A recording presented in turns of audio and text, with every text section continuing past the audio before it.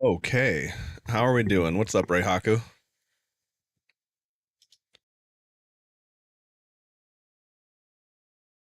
All right, there we go. Had to clear my throat real quick. I've got some crazy allergies today. That's been a pain in the ass. But other than that, I am all good, and it is time to play some video games. Okay.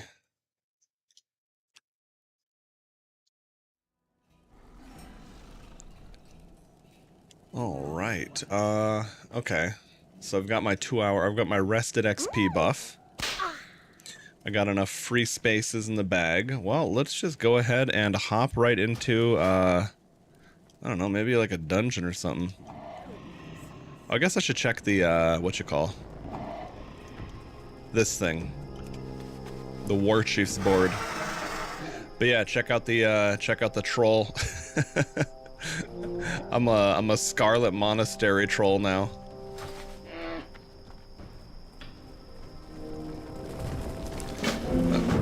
Uh-oh. What did I just accept? Okay, well, anyway. Let's see. Seek out the source of the mysterious contract at Lake Falathim in Ashenvale. Well, that's new. How long is left in the dailies? Yeah, it's some okay.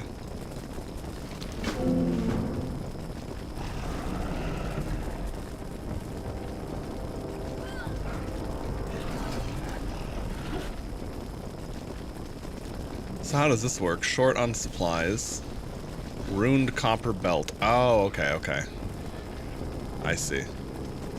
Well, I guess I'll just see if I can buy those on the auction house. They might be too expensive for me to afford realistically, but we shall see. Okay, now where the hell is this?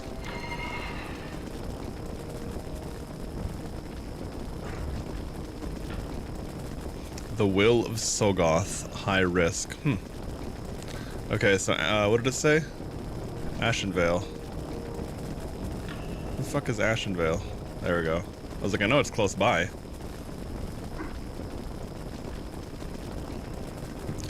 Alright, well let's see what flight paths I have to get over there.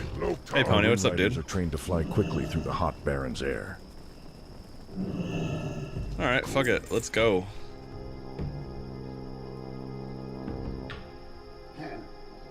Quested in Tannerus, nice. I'm about to queue up for some dungeons in a minute here, but I accepted a quest when I walked up to the board. And I kind of want to see what this is about. Plus it's a daily. An Ascension daily, that is.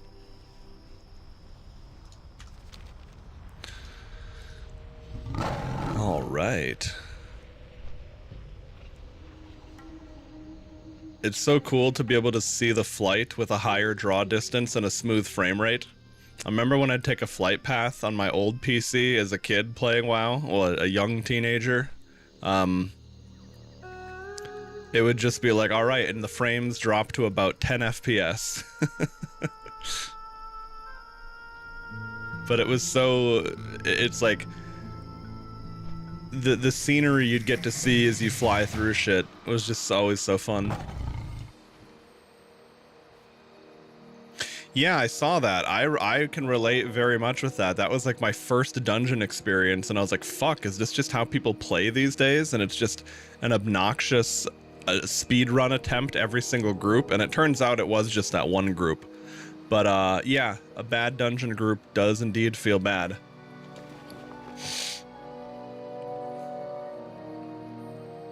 It was so big at the time to be able to fly around, yeah. I mean, it's still a really good fucking world. It's like, there was a period of time way back in the day when I was very burned out of WoW. The magic had faded. And then we've had so many shit games over the years, and I'm like, you know what? I really like WoW.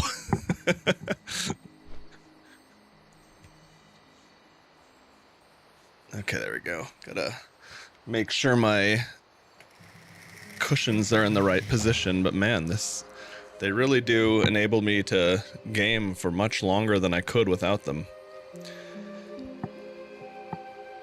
The chair that I'm sitting in for the cushions is not the best.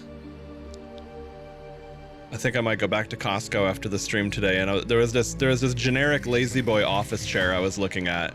On its own, probably wouldn't work well for me, but with the cushions, could very well be viable.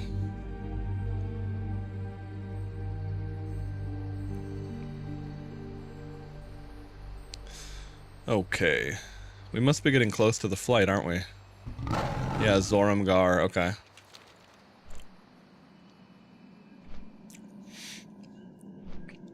Oh, dude, once more of the, once I do some shit and a couple more people show up, because I don't want to, you know, show off stuff on YouTube and then talk about it, but then half the people didn't even see it yet, we gotta look up some of the Conquest of Azeroth stuff. It's just phenomenal. Speak, friend. Yes, adventurer? Are you reporting in? Well, my update will explain all of this to Kadrak. You must return this to him as quickly as possible. Well, my update will explain all of this to Kadrak. You must return this to him as quickly as possible. Vorsha the Lasher, the fiendish hydra that roams the seas. She has attacked our outpost, each time unprovoked, laying waste to anything that falls in her path. But I am ready, adventurer. I have prepared to best the Hydra and end these attacks on Zoramgar. Oh yeah, by the way, Pony. The Naga on... You might be interested in, hang on, I gotta adjust something. This feels too loud. There we go. Okay. What was I gonna say? Add-ons. Okay. Clear Quest. This is all the add-ons I'm using are from the launcher. I haven't done anything special yet. But anyway, so I added a couple quests that I didn't want it to clear. But let's see, what is it? /CQ. And you can just see, okay, keep daily, keep dungeon, keep partial complete, and then you just click this button and it'll clear out any quest log. This has been really, really nice if you're queuing dungeons and you're in a group with someone that has a Wonder Ball, because they are gonna obviously loot fucking everything with that, or you're gonna get all the quests with that. But then it's like, if you don't have any progress and it's just an empty quest, you just delete it, get it out of the way. She has attacked our outpost. Greeting, adventurer. Welcome to the front lines in our conquest of Ashenvale. If you are looking for something to do, then you've come to the right place. I'm always looking for able-bodied individuals to help bring glory to the Horde. The Thistlefur fur bogs are threatening our expansion. Thistlefur village to our east blocks the way between us here and the Splinter Tree post. It's a path that would circumvent the village of Astranar. Without it, we give the Alliance an extra expansion path. Adventurer, we must not allow an expansion path gap. I wonder if I can Proceed solo to this. Thistlefur village and thin out the fur bogs. You will be given Thing is, I'm compensation for resto this task, at but the more moment, and I don't have any feral importantly, you will be gear. doing your duty for the Horde. And I don't have a third spec to go balance, which would allow me to do more damage, but then I'd heal less. I don't know. Maybe just doing, we'll see. Sometimes resto's fucking OP because you just keep healing yourself, and let's see, hang on. There's gonna be more elegant ways to set this up, but in the meantime, I just want this, so I don't have to shapeshift out and then cast a thingy. Now get out of here, book. Ooh, what is that? Elven Militia Crown. Can I fucking touch this, or what the hell? There we go. Gotta find the magic fucking pixel. Alright. Agility, stam, intellect. I don't even have a helm, so that's free real estate, baby. Alright. Hey, what's up, Luca? Yeah, dude, I know. I have been so burned. I was just saying how burned out I was on WoW for so long, and Ascension, Warcraft Reborn absolutely brought me back. You ever play any of that? Or are you on the official servers? You on a different private server? I was looking at Turtle WoW, and Turtle WoW is really cool in some regards for what it is. The only thing I didn't like about it was hang on a sec. Give me a little bit more fucking microphone cord here. Oh yeah, that extra, oh, sorry, I didn't realize that.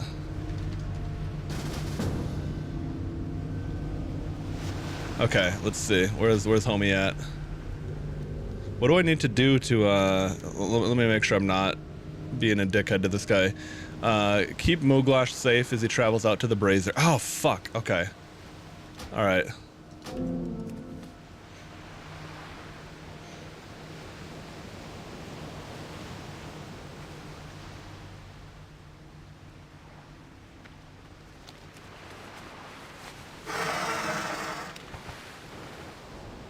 Okay, anyway, sorry, I didn't want to leave this dude hanging because I just posted in chat to see if anyone wanted to group up for a quest.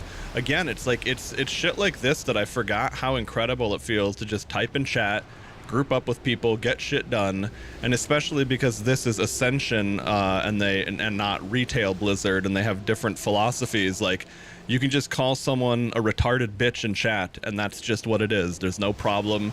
You don't have Blizzard fucking they-thems deleting all of your existence off the internet. It's just such a breath of fresh air to be able to play a game on the internet like a regular fucking human being.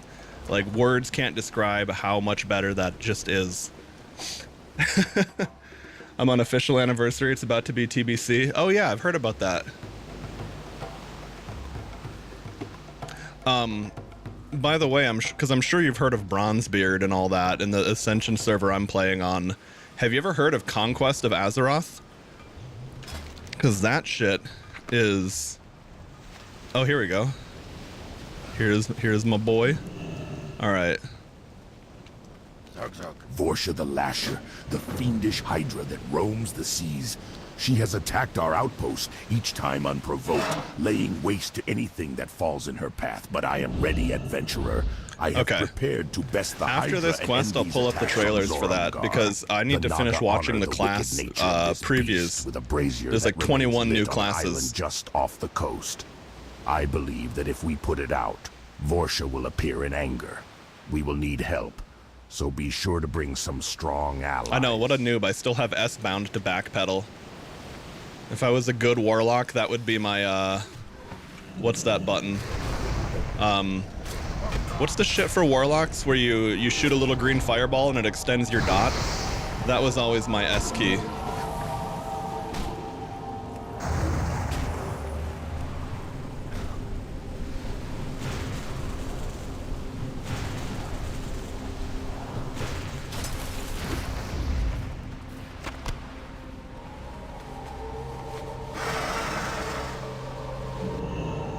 I also looked at Turtle, and Turtle WoW is really cool, but the thing about Turtle that I didn't like is it's actually on the version 1.0 client, 1 point something, not 0.0, but like 1.11, and both technical performance and things like the way swing, I don't know, there's nuances to it that are hard to...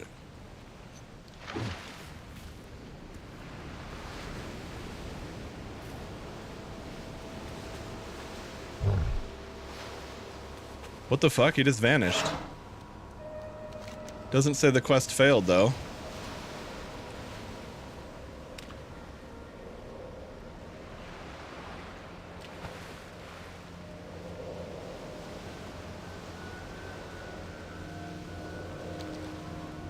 Oh. Wait. Muglash? Is this who we're supposed to... Yeah.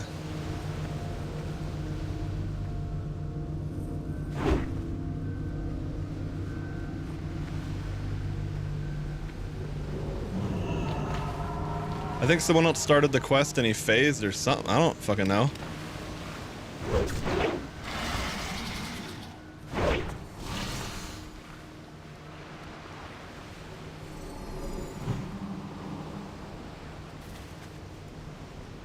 I think the other dude's starting the quest.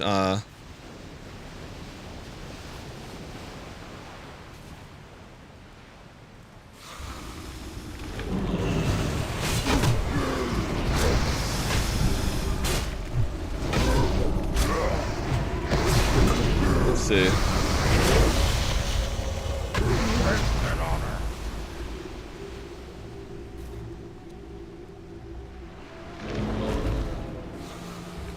Hold on a sec, guys. I don't want to miss this.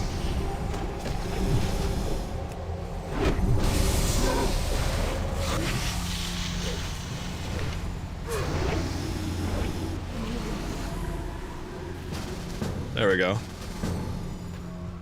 Awesome. Okay. There we go. Let me be a nice person and get buffs out. Okay, there we go. Anyway.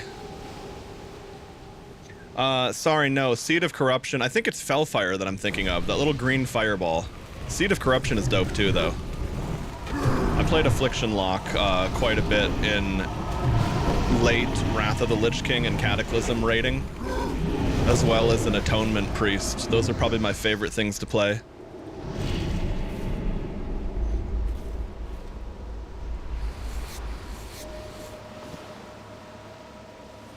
Okay, nice.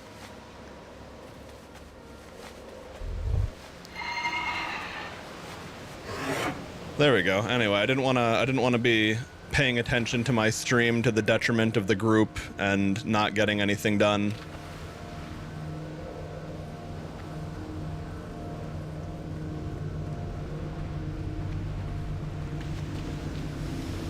Okay. There we go. Just got Shadow or Death. It's an instant nuke with a CD, but crazy how much of a difference it makes in mob clear flow. Oh yeah, dude, absolutely. Shadow Priest feels really clunky until you get some of that core functionality online, for sure. Oops, why did I just do that? I need to remember not to do that. I have the auto questing thing enabled. And if you hold shift or whatever your auto loot button is, it won't do the... It won't auto accept those, which is good to know. Okay, anyway, I wanted to get that group quest done. Since I arrived here, it puts my mind at ease that Vorsha will no longer roam freely. We are in your debt, adventurer. Okay, I'm gonna hearth now to, let's see, do I want to do, oh, no. Okay. Let's go over here to this quest, because this is that Ascension quest. And then I'll tab out to check out those trailers. Yeah, I'm using the AI quest reading add-on. It's sometimes the voices are really spot on and it's cool. Other times it's funny because of how fucked they are. But yeah, Luca, what I wanted to mention, so the other thing Ascension did that is just crazy is they added things to the world. And it, you know, the same way herbalism and gathering nodes sparkle, it'll be like elven crown or like a sword embedded into the mast of a sunken ship, and you loot that and it's called a world forged item, and it just has stats and shit that scale to your level. As simple as it sounds, that among with other little changes actually make you care about exploring the world. It's like what Ubisoft checklist style shit is in, you know, what they wish it would do, but it actually accomplishes it.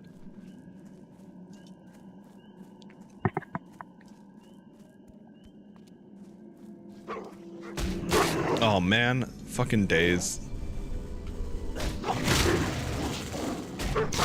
I'm in my resto spec right now, and I have resto gear, so I'm a pretty weak little bitch.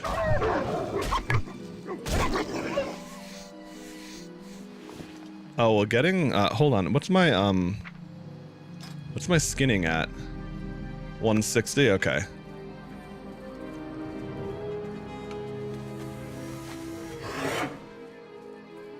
Can tell this is a much newer client. Yeah, so it's on Wrath. It's on 3 point something underneath the scenes, but they've done a lot of changes to things like visually. I know they've clearly ported models and animations over from a newer era of WoW. You can disable that mod if you want things to look properly old.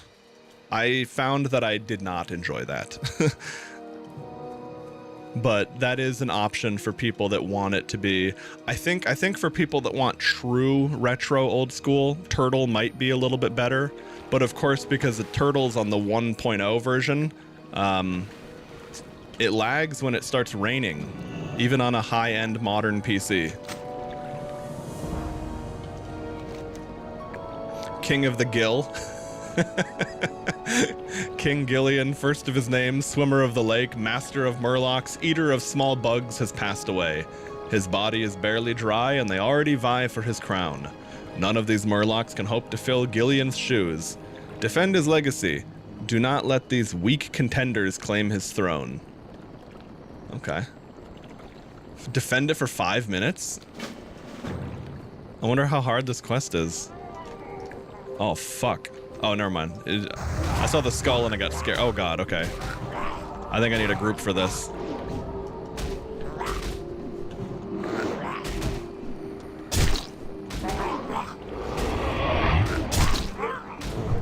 We'll see. Maybe I can actually handle... Well, it depends how it ramps up. What does it say for this quest, though? King of the Gill? It says I should... Okay, it doesn't say it doesn't say it suggests a group.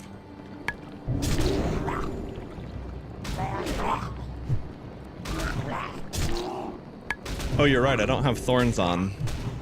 I did Mark of the Wild earlier and did not do thorns. Okay.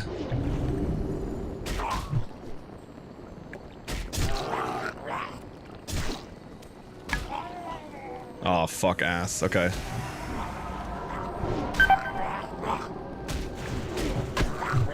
Yeah, this is probably gonna cook my goose right about now. Oh, maybe not, maybe not. I don't have any real CDs or anything, though.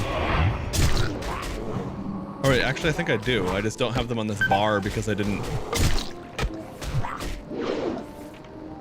No, okay, I don't have it. Yeah, there's no way we're gonna survive this. It's done. We're dead. Because I don't have the ability to get out of that. Okay. Anyway, you know what we'll do? Hang on, I'm gonna... Oh, I'm right here, never mind. Because I was gonna say the res sickness shit is not as bad in this. Okay, so this quest clearly needs, you need to either be more powerful or you need a group. And me being a shitty low-level resto is just not gonna cut it. And I don't have any gear to play Feral realistically at the moment. Okay, so hold on. Let's hearth over to my other place.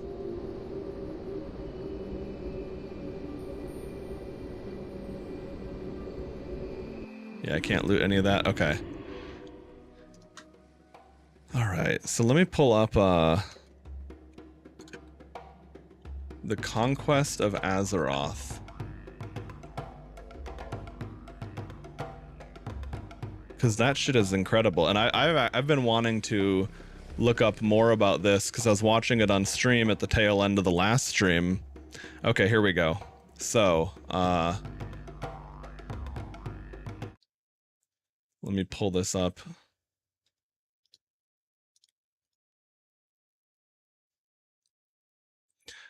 Oh yeah, in cat news, that Luca, that cat that you saw when you came over the other... whatever the fuck that was, that has, I have acquired that cat now. I now have 2 cats. I got a +1 to feline minions IRL. Okay, hang on. I have, these are all the,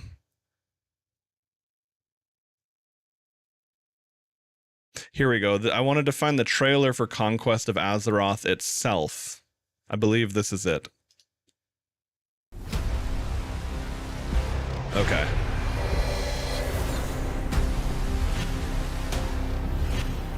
So it is basically a Classic Plus kind of thing where the world is expanded, there's more stuff to do.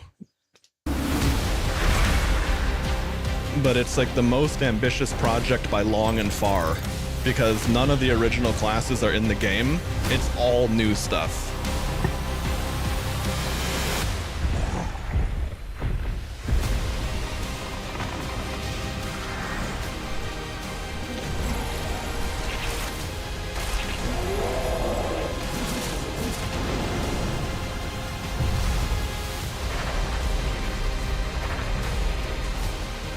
Oh yeah, RPG loot is another thing Ascension does. So humanoid creatures can drop their gear.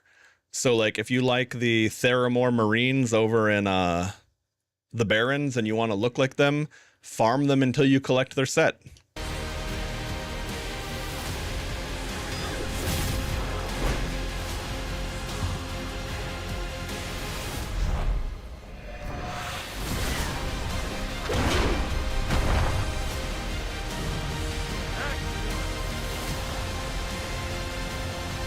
Level 58 was for their beta. I think it's originally I think it's gonna be level 60.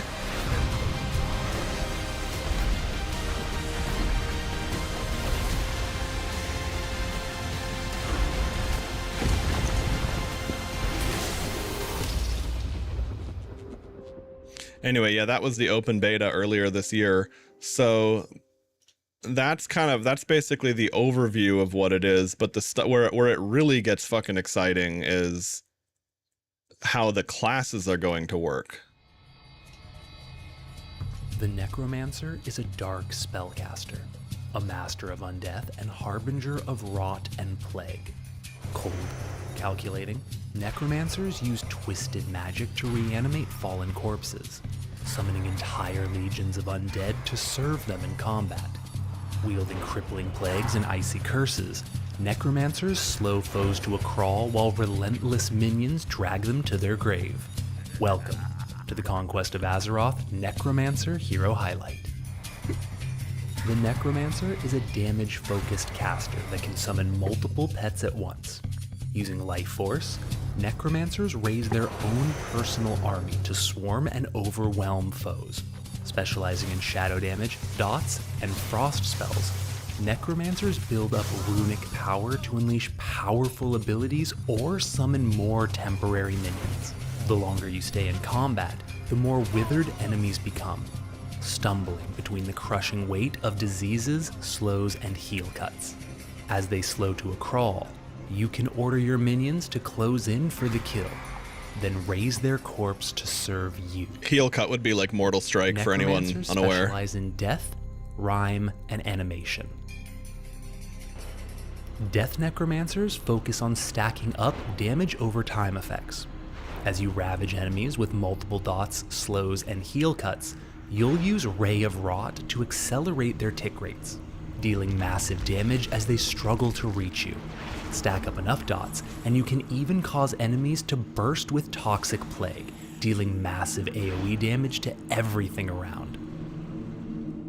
Rhyme necromancers I think if I played a necro, I'd have a hard time figuring out what to play. The animation spec that they're going to show off after this is really impressive too, but Rhyme would probably be it for me. This is like if you could play a Frost Warlock or something. Frost damage, using frigid hey Blight, what's up, dude? To slow, root, and even entome enemies in ice. As a Rhyme necromancer, you'll focus on heavy-hitting single-target spells and CC. Stack up enough death chill on targets, and you'll encase them in a frozen tomb, increasing the damage they take from you. Yeah, you popped in just in time. I'm checking out the Conquest of Azeroth stuff. This is a thing I looked at years ago when I was playing the Ascension classless server. This was like announced as a concept, and I remember thinking, what the fuck? This is way too ambitious. It'll never work. Now, years later, they've released some more content after I forgot about it for all these years, and I'm like, whoa, holy shit, it's coming together. Your minions. Strong Rhyme necromancers may even choose to cast off their physical form, hell yeah, transforming into a deadly frost. How cool is that? Animation necromancers are master summoners, channeling the full force of their twisted magics into strengthening their undead minions. Dark commanders of a vast unholy army, animation necromancers actual army of the dead force to summon additional minions. You also gain access to animation spells, temporary pets that you can raise in addition to permanent ones. Animation necromancers swarm and overwhelm targets, burying them beneath the stench and gnashing teeth of an unstoppable undead army. When they fall, it's one more soldier for your innumerable legion. No matter how you specialize, necromancers are masters of undeath that cripple foes from afar while their minions take them down. Raise your army, command your legion, and scour the living from Azeroth. So yeah, like you can see where there's a lot of like overlap with concepts of a warlock here, because, and the thing to keep in mind with Conquest of Azeroth is that none of the original Blizzard classes are going to be on this server. So there is a decent amount of overlap. But as you can see, I looked up a couple trailers already. Things really start to change. Well, here, like, check. I'll just replay the couple of trailers that I watched the other day, because there's a lot more that I don't even know about. And I did get to see some dudes some dude was streaming in Discord and was showing off his alpha client access or beta or whatever. Like he has a closed beta access, and I got to see some of it in action, and it's really, oh, here we go. I'll pop up to Blood Mage next, but I want to show off the Venomancer video because the guy, that dude in Discord showed me this because Venomancer is his main class.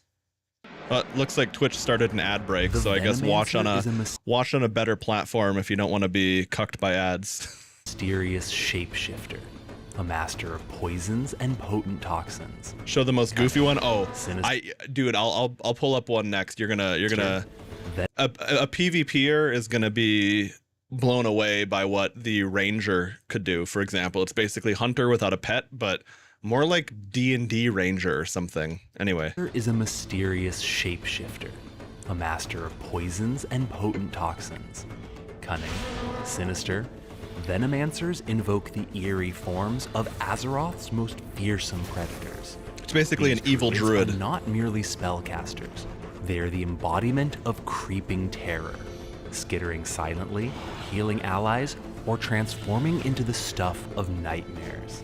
Welcome to the Conquest of Azeroth Venomancer Hero Highlight. Venomancers are an extremely versatile class, able to adapt to any role in the game. With a host of unique crowd control, defensive, and utility spells, Venomancers can tank, dish out damage in melee or as a spellcaster, and even heal their allies. Where you thrive depends on your specialization, but all Venomancers have access Druid at to home. a plethora of powerful utility spells.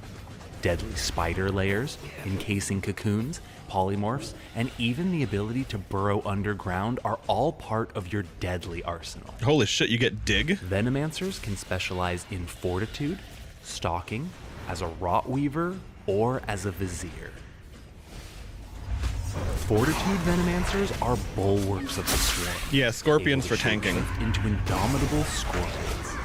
This form bolsters both your armor and max health, based off of your intellect and agility. Fortitude Venomancers revel in their ability to regrow their exoskeleton.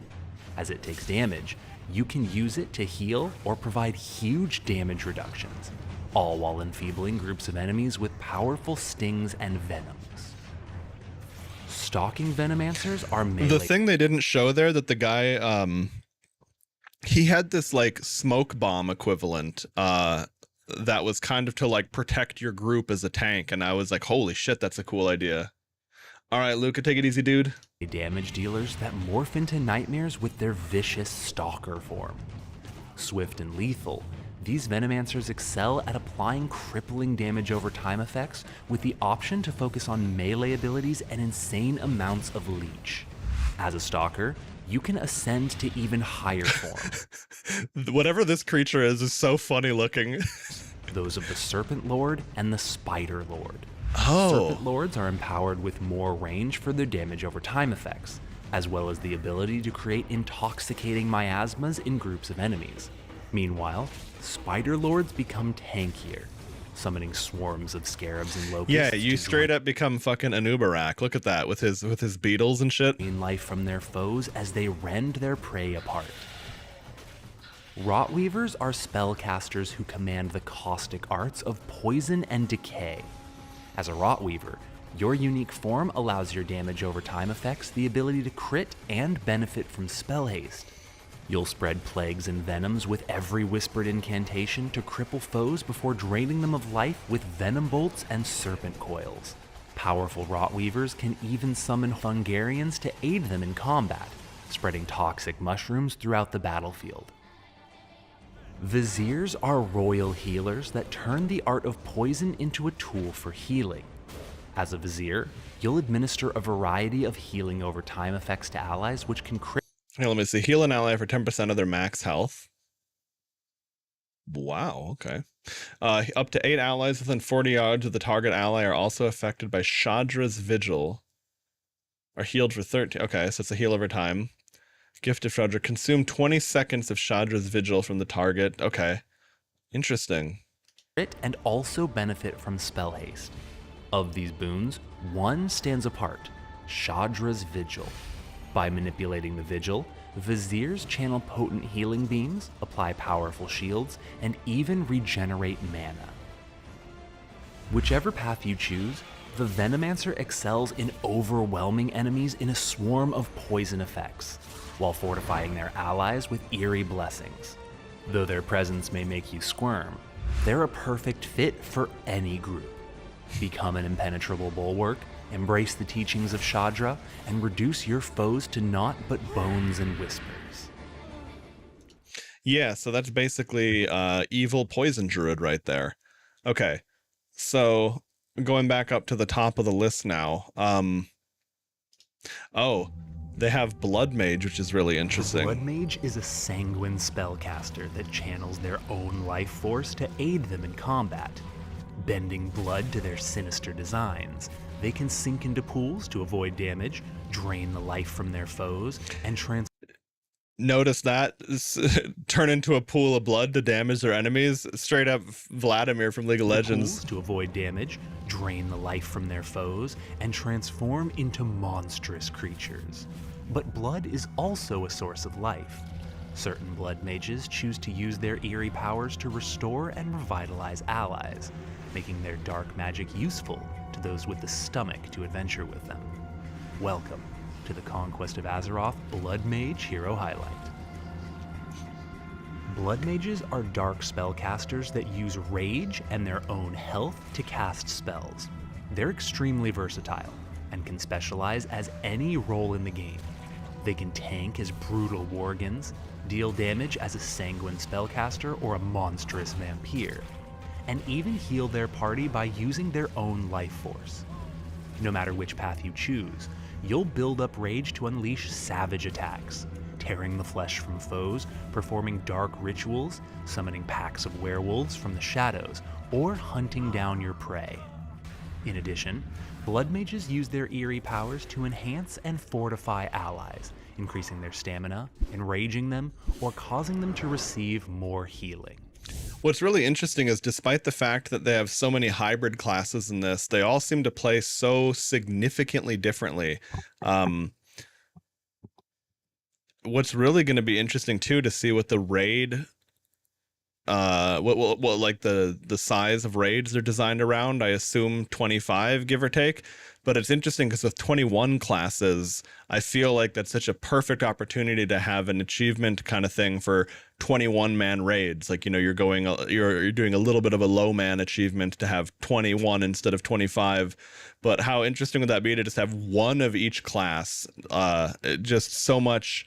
Like, yeah, you're going to have some mechanical overlap, but everyone's going to be doing things in different ways. And of course, depending on what spec they're playing too. Blood mages can specialize as a flesh weaver, sanguine, accursed, or in lycanthropy. Flesh weavers are ritualistic healers that excel at manipulating and spreading blood rituals. These heal allies with the damage that the flesh weaver puts out. As a flesh weaver, you'll gain stacks of pooled vitality, increasing your healing output and empowering your healing spells at 10 stacks. Flesh Weavers also have access to incredibly powerful AoE heals capable of draining enemies' life essence, leaving them to wither on the battlefield. Sanguine Blood Mages devastate foes by transmuting their own life force into terrifying. This is the interesting thing here. Lifesteal is an interesting concept because there hasn't really been a lot of that in WoW. Even Blood Death Knight was kind of not really doing lifesteal Spells, engulfing enemies in pools of blood. However, as you use your blood, you hunger for more. As you thirst for blood, your abilities grow stronger at the cost of draining more HP. Grow desperate enough, and you'll become insatiable, bleeding every second. Quench your thirst and regain your sanity by leeching the life from foes, with spells like Vampiric Fang and Life Drinker. Accursed Blood Mages begin the fight. Yeah, this is Blood Mage. Using their magic to build up rage.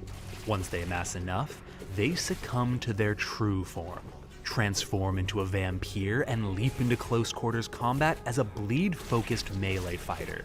Tear into your enemy's flesh, reduce the damage you take, and leech the life from foes. This is the one that looked pretty interesting to me because you're going to be bouncing between being like a ranged caster and a melee vampiric demon fighter thingy. Once your rage subsides, return to your mortal form to step back from the fight and unleash ranged magics until you succumb again. Lycanthropy blood mages completely shed their mortal form. Oh, some of their abilities cost life, but I think it probably doesn't have every single ability just cost life. Becoming savage worgans.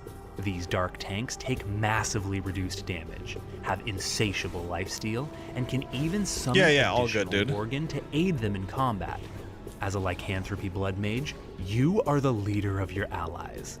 Hunt down your prey, rend it to bloody shreds, and lead your pack to its next feast. No matter how you choose to wield your dark powers, blood mages find their place in any group.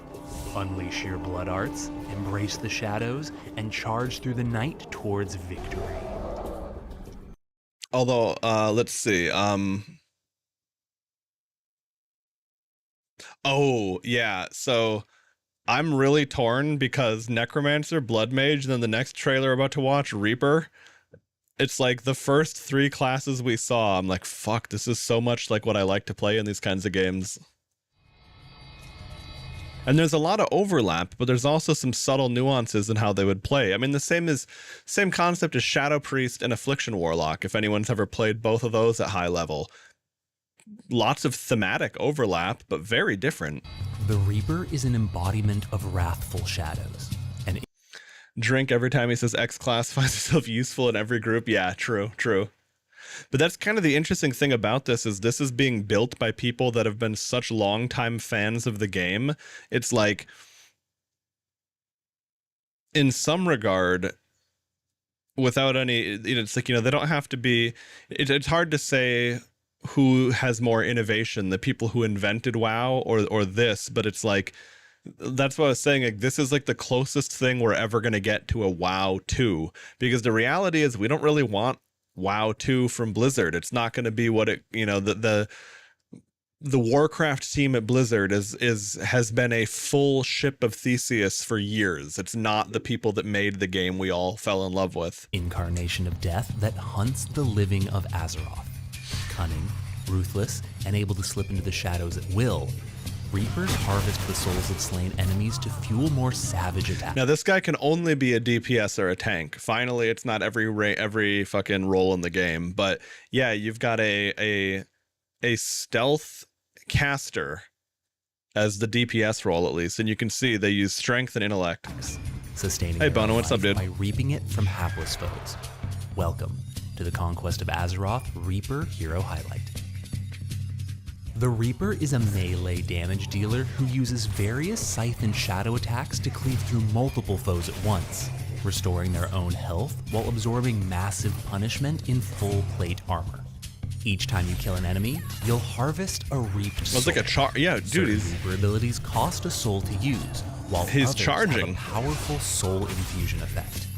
By using such an ability with 3 collected souls, you'll expend the souls to unleash a devastating extra effect. Okay. Harvest souls, unleash soul infusions, and bring life on Azeroth to an end. Reapers can specialize as harvesters, soul reapers, or dominators. Harvesters are sanguine executioners that specialize in dealing massive damage. Every female Reaper tank player is going to want to name themselves Dommy Mommy. With bloody strikes that steal life from foes, they're completely capable of taking on several enemies at once, healing through the pain and bringing adversaries to their end.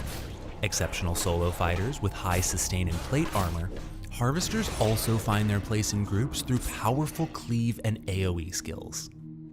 Yeah, I mean, you need cleave as a tank. Soul Reapers are spectral wraiths that fade in and out of shadow to hunt the living. Sinister, intelligent, and deadly, these phantom assassins ambush unsuspecting foes. Interesting. So it's a magic DPS stealth class crowd control intellect focused.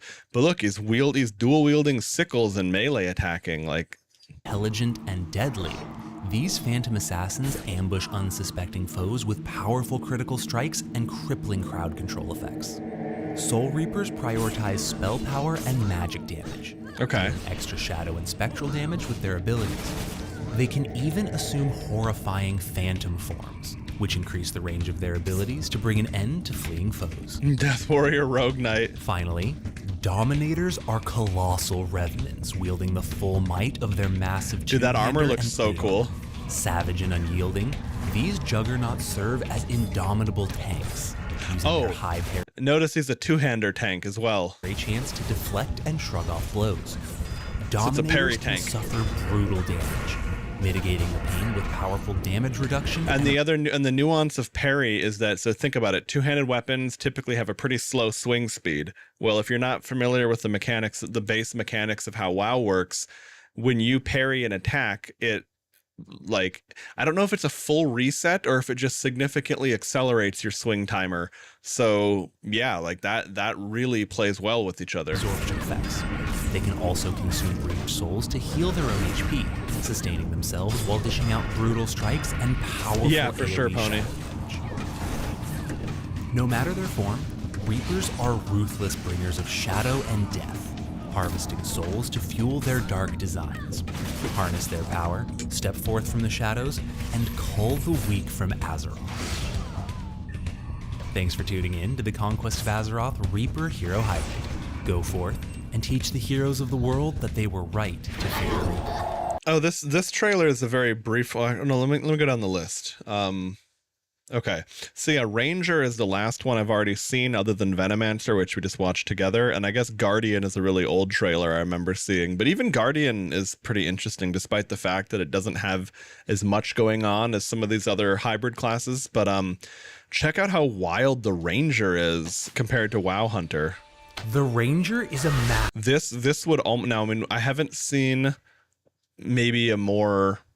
We've seen some magic rogue stuff effectively, but I don't know that they're gonna have to have something that's gonna be more like a rogue or an assassin. But off the rip, right, just looking at the Ranger trailer, I feel like this would be the class my brother would play if he got into this. master of Azeroth's wilds, a cunning adventurer whose skills flourish on the outskirts of civilization. A mobile damage dealer that can specialize in ranged, melee, or support, the Ranger has a versatile selection of arrows, weapon strikes, and poisons to adapt to different situations. Whether solo or in a group, with a bow or with a blade, the Ranger stands ready to overcome. They kind of fucked up this trailer. The music and the background sound is so much louder than the dude's voice, but it is what it is. Any challenge. Welcome to the Conquest of Azeroth Ranger Hero Highlight. The Ranger is an agile damage dealer that specializes in AoE and single target physical, nature, and fire damage. Wielding I a agree, bow, Pony. leather armor, and 2 single-handed melee weapons, the Ranger uses various quiver spells to augment their ranged attacks with either fire or poison damage. Able to slip into the shadows at will, the Ranger's primary resource is Focus, a fast regenerating energy bar that rapidly refills over time. As a Ranger, you'll use Focus to build up. I don't remember what this is, if they explain it or not, but you've got focus and you've got some kind of like quiver charges. Archery points, unleashing them for powerful combo skills.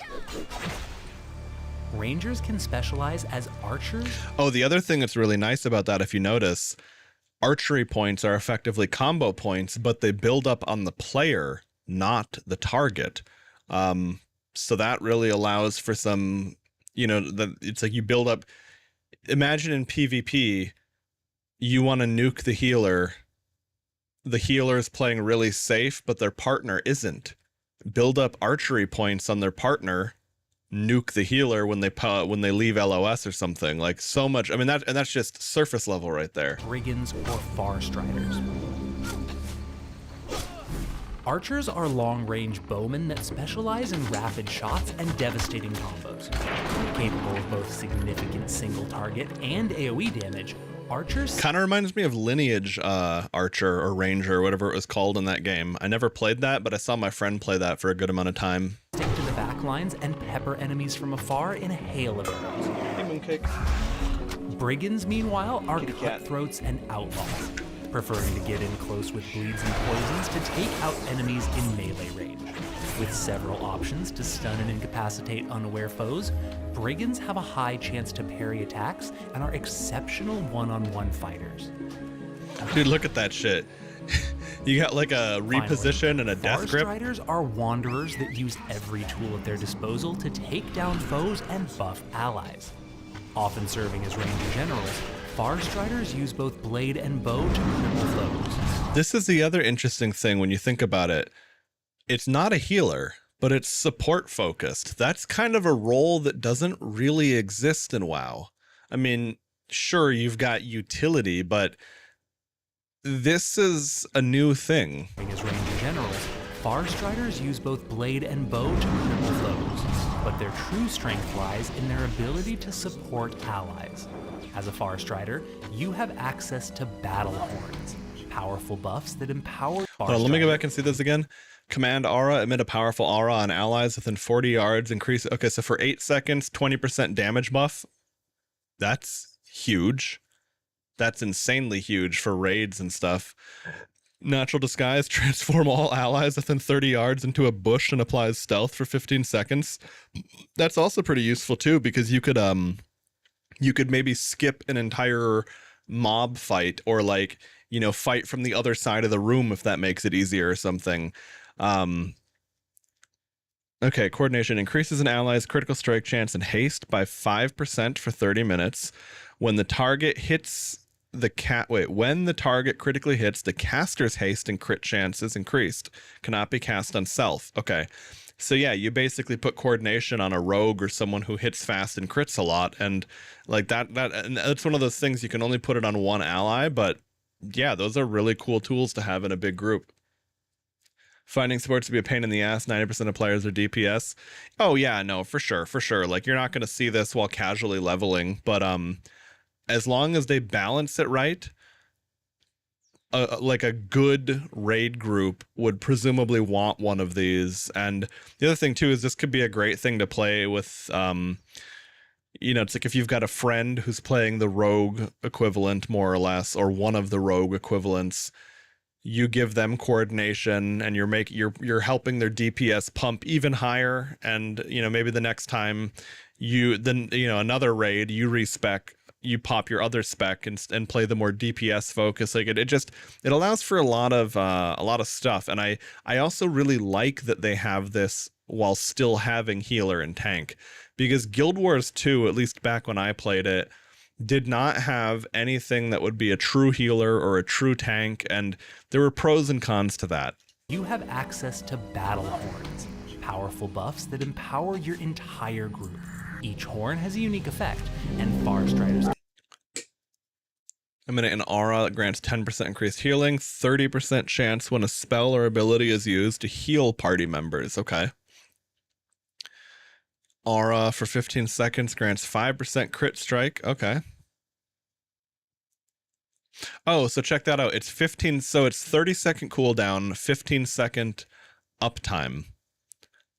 So it is somewhat, it's not the same thing, but it's kind of hunting horn almost.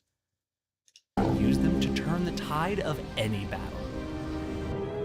Whether wielding a bow or blade, up close or from afar, Rangers are exceptionally versatile adventurers that find their place solo or in any group. Don your hood, knock your arrows, and sound the horn of battle. In any group. Okay. So this is the end of what I've seen. Now this is all totally new for me as well, because we watched a couple of these trailers on the previous stream, but I don't know what this is going to be. Starcaller. The Starcaller is a celestial warrior, a silver sentinel and keeper of Elun's radiant light. Cunning, elusive, these shimmering moon warriors harness the power of stars. All rolls, to infuse okay. Their shots. All rolls, intelligence, plate, wow, okay, two-handed weapons or bows. So this is kind of like, this is like a night elf hero class. Strikes with arcane magic. Channeling vast reserves of mana, they unleash their energy in brilliant bursts, leaving behind scattered stars that can be detonated for explosive damage and swift mana regeneration. Like the phases of the moon, Starcallers flow between unleashing immense power and replenishing their mana, washing the battlefield in ethereal moonlight. Welcome to the Starcaller class highlight. The Starcaller is a versatile class that relies on a large pool of mana to fuel powerful celestial abilities. Like the moon, you move in phases. First, you'll use powerful abilities like Star Sunder and Huntress Shot that drain your mana in large bursts, dealing bonus arcane damage based on your maximum mana. Then, you'll quickly... Huntress Shot. I wonder if this is going to be... I wonder if they're going to have gender-locked classes, kind of like old school RPGs used to. Regenerate that That'd mana be cool. by detonating scattered stars, fragments of starlight left behind by your spells. Sear your enemies with enchanted strikes, then use smaller abilities like Moon Arrow or Lunar Shock to restore your lost power. Master the cycle and shine over Azeroth. The Starcaller can specialize as a healing Moon Priest, a ranged Sentinel, a merciless Warden, or as an indomitable Moon Guard. Hold on, what are they? Can specialize Okay, as I wanted to see armor-wise, because I was going to say, these two don't look like they're wearing plate. Okay, so male armor for the healer, male armor for the ranged damage dealer, plate for the melee damage dealer, and for the tank, of course. healing Moon Priest, a ranged Sentinel, a merciless Warden, or as an indomitable Moon Guard. Moon Priests are elegant healers that use arcane arrows to both damage foes and heal allies. As a Moon Priest, your Moon Arrow ability damages foes, heals allies, and restores your mana all at once. Weave your love moonlight that. into shields, cleanses, and powerful AoE heals, then quickly regenerate that mana by firing off enchanted shots. See, this is the other thing I really love about the design philosophy of COA, is that the healers are much more involved. Like the blood mage healer had to like you need to attack to be efficient. It's like that was one of the things I loved so much about playing Atonement Priest. And Atonement Priest is fun. I'm probably going to make a priest in Warcraft Reborn on the Bronzebeard server fairly soon. But all of this, like, you're so much more there's so much more gameplay than just healing and detonating scattered stars. When you do, you'll unleash waves of healing that restore allies' health and keep your party moving forward. Sentinels are enchanted archers that use starlight-infused arrows to smite Elun's foes.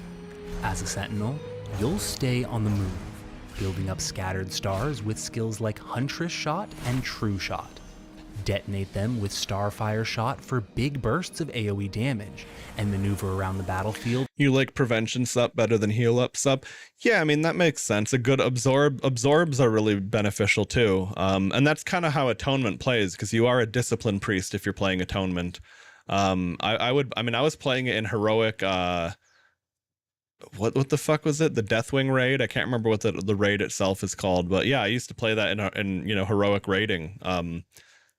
It wasn't as popular as other specs, but it was really good. And then there was a certain fight where you were not allowed to heal in a normal way. Like every heal you would cast would have a detriment applied to it. So Prayer of Mending, bouncing across the whole raid to heal people, only counts as one, and your atonement heals are free. But yeah, of course, because you're a disc priest, you do need to be careful with your shield cooldown and the fuck is that debuff called? But the debuff where you can't be shielded by Power Word Barrier again, or whatever it's called. I remember all the abilities' functions, but not all of their names. Weakened Soul, thank you. With powerful utility skills. As a Sentinel, you'll dash through the moonlight with Arcing Comet, stun foes with Constellation, and unleash Starlight to slow enemies while your graceful shots take them down. Wardens are astral hunters, stalking prey through the moonlight to deliver swift, lethal blows. Donning powerful and protective plate armor, Wardens build up additional stacks of scattered stars for even stronger bursts of damage. As a Warden, you'll strike with an enchanted fan of knives, cripple foes with your throwing glaive, and jail fleeing enemies in enchanted shackles. Oh, that's Powerful cool wardens as hell. can transform into avatars of vengeance, gaining short-range teleport to ensure that none escape your shining wrath. Moon guards are You're kind of like cosmic Maeve or whatever. vanguards, weaving their moonlight into defensive barriers and shields. As a moon guard, you'll trade damage for massively increased defenses and block value. Your skills cleave through multiple enemies at once, regenerating mana and detonating scattered stars. But the moon guard's most iconic skill is Guardian of Illusion. Every 15 seconds, you'll gain bonus block and parry rating depending on your current mana. Time this phase right, and you'll gain I Illusion's see. blessing with massively bolstered defenses in combat. Okay. No matter how you specialize, the Starcaller is an elegant yet deadly fighter. Gather your mana, infuse your strikes with moonlight, and purge the wicked from your sight. Yeah, that's true, Pony. I mean, for me, it's like, oh, damn it, it's not leather, it's cloth, but I'll just wear it anyway. But yeah, when it's the other way around, you can't really do that much. Okay, so Tinker, this is totally new. I have no idea what it's even going to play Tinker like. is an eccentric inventor, a mastermind of innovation that constructs brilliant inventions to solve a wide array of problems. Curious, unusual, and just a bit unpredictable, Tinkers use their incredible ingenuity to support allies and devastate foes. From powerful firearms and turrets to mechs, mines, and explosives, Tinkers wield their brilliant machinery to take command of the battlefield, aiding their allies in a So you're basically like Torbjorn, but more of a mage than like a dude with a gun. plethora of ways. Welcome to the Conquest of Azeroth Tinker Hero Highlight. Tinkers are a hybrid class that can specialize as a range damage dealer. Damage or healer, okay. No matter which you choose, all Tinkers make use of rounds, a unique resource that powers your primary ability. For DPS Tinkers, that skill is Black Powder Shot. For healers, it's Repair Shot.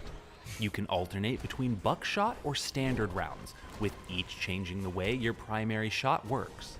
However, Damn. Tinker's true power stems from their incredible supportive abilities. From rocket boots and deployable minefields to Holy freeze rays, shit. turrets, and even massive AoE explosions. As a Tinker, your brilliance knows Did you no just call it an bounds. airstrike? Choose the right tool for the right situation and leave your enemies eating dust. Tinkers can specialize in mechanics. These things are gonna be such invention, fuckers in and PvP. demolition. Mechanics are damage dealers that specialize in creating machines and gadgets to overwhelm and overpower enemies. As a mechanic, you'll take command of a clockwork assistant, augmenting it to aid you in dealing damage. Additionally, you'll construct a variety of turrets to automatically dish out even more damage. But not every machine is a winner. Luckily, mechanics generate scrap with their abilities.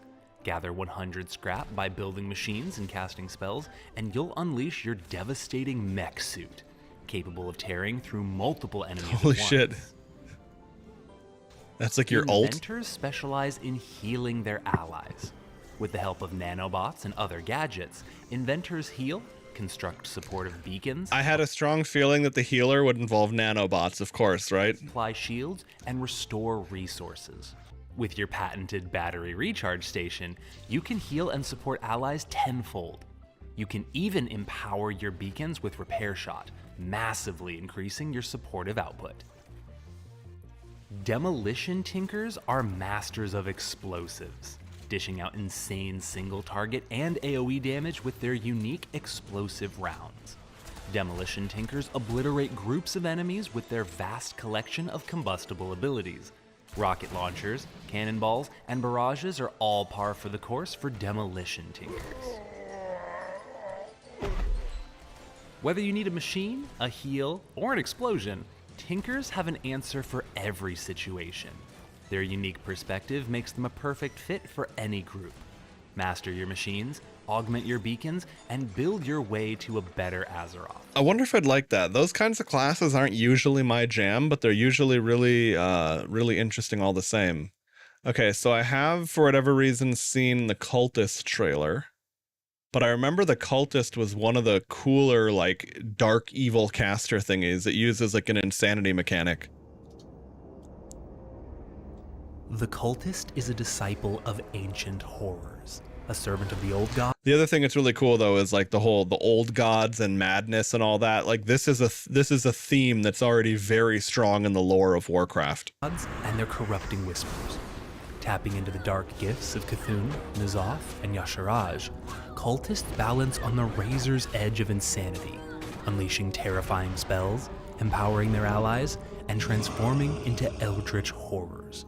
With every spell cast, they creep closer to madness. Tip the scales too far, and your mind will break. Yet stay just sane enough, and you'll unleash your ultimate strength. So very much Welcome like balancing a heat meter. Conquest of Azeroth Cultist class highlight. The Cultist is a versatile caster class, a dark cleric able to channel their magic to tank, heal, or DPS depending on your specialization.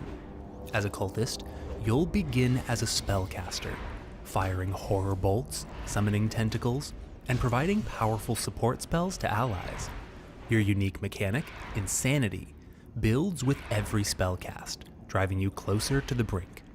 If you reach 100 stacks, you'll temporarily lose control, but in the right circumstance, you might find Insanity inviting. Yep, there you go. Cultists can specialize as heretics, in corruption, as a godblade, or as a dreadnought.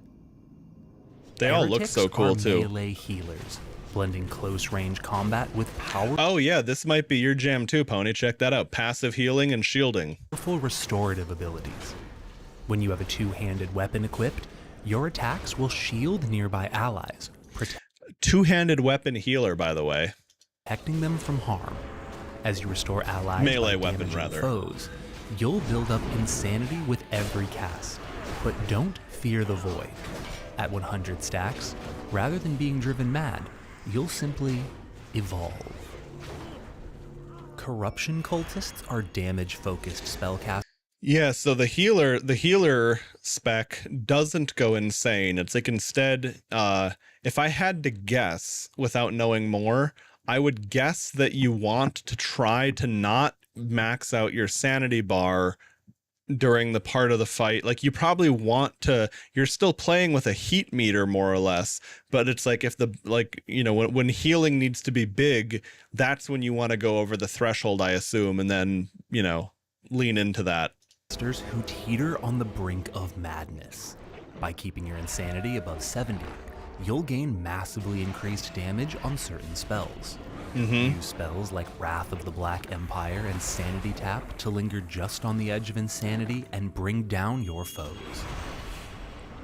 So that's the thing that I loved just right off the rip there, seeing that. So the healer, you know, you want to, it's like you're still keeping, I assume the healer wants to keep its meter fairly high, but not necessarily cross to, you know, 100 out of 100 at random. You probably want to do that in the right situation. But it's interesting how different that is from this, where you have a sweet spot. You don't want to be under or over. It's like same class, different spec, same resource, but very different concept. Godblades embrace brutal melee combat, wielding a two-handed weapon to deliver devastating shadow-infused strikes. While at high insanity, their abilities deal bursts of bonus shadow damage, making every attack a nightmare for foes. With powerful crowd control spells like Void Tendrils and Psychic Suppression, Godblades excel at controlling the battlefield while walking dangerously close to insanity. Dreadnoughts are hulking shield tanks that transform into masses of eldritch horror. As a dreadnought, insanity is your goal. Reach it as quickly as possible to ascend to your corrupted dreadnought form, drastically increasing your durability. As a dreadnought, you are particularly resistant to magic damage, making you an excellent tank against spellcasters. Use abilities like Armageddon Yeah, I was going to say both the DPS and the tank thing really remind me of if Death Knights were connected to the old gods rather than Ner'zhul. And presence of Yasharaj to decimate multiple foes at once and carve a swath through non-believers. No matter how you specialize, the cultist augments their party with corrupted power. Surrender to the Whispers, embrace your insanity, and dominate Azeroth to your will.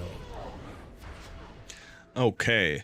So that one I had seen before, but again, that was the cultist was one of the coolest ones. I really liked that. I mean, again, necromancer, blood mage, reaper, cultist, they have some similarities, and I mean, I really like all of them, but if I had to pick one right now, I'd probably go with cultist, just because of the fact that all of the playstyles look like something I would enjoy so much on that class. But anyway, primalist, I assume, is going to be shamanistic. Is a guardian of earth and spirit, a wielder of wild magic and conduit of ancestral power. Rooted in geomancy and tribal wisdom, primalists harness the unyielding strength of mountains and the devastating fury of earthquakes to topple and overwhelm foes. By summoning ancestral animal spirits, they can tear through foes with Ursoc's might, shield themselves with the resilience of the turtle, and unleash flurries of rock and stone upon their enemies. With the ability to heal and resurrect allies, as well as cleanse magic effects and poisons, they channel the life force of the earth itself. Having magic and poison cleanse, that's a pretty strong combo right there. Welcome to the Conquest of Azeroth Primalist Champion Highlight. The Primalist is a versatile champion, capable of standing as an unyielding tank, a nurturing healer, or a formidable damage dealer in both melee and casting roles. Channeling both mana and rage to fuel their abilities. Oh, mana and rage. Okay, that's a really interesting pair to have rage as a shaman effectively. Primalists summon jagged stalagmites to pierce foes, silence enemies with crushing stone hammers, and unleash waves of restorative energy to heal allies. As a primalist, you are an indomitable force, fortified with high armor, empowered by ancestral boon effects, and protected by defensive skills that absorb or negate damage entirely. Dude, that charge and then beating them with the totem. And the wounded as a healer, or devastate foes as DPS, you'll command the front lines, keeping allies invigorated and enemies on the defensive. The Primalist can specialize in life, as a Wild Walker, as a Mountain King, or in Geomancy.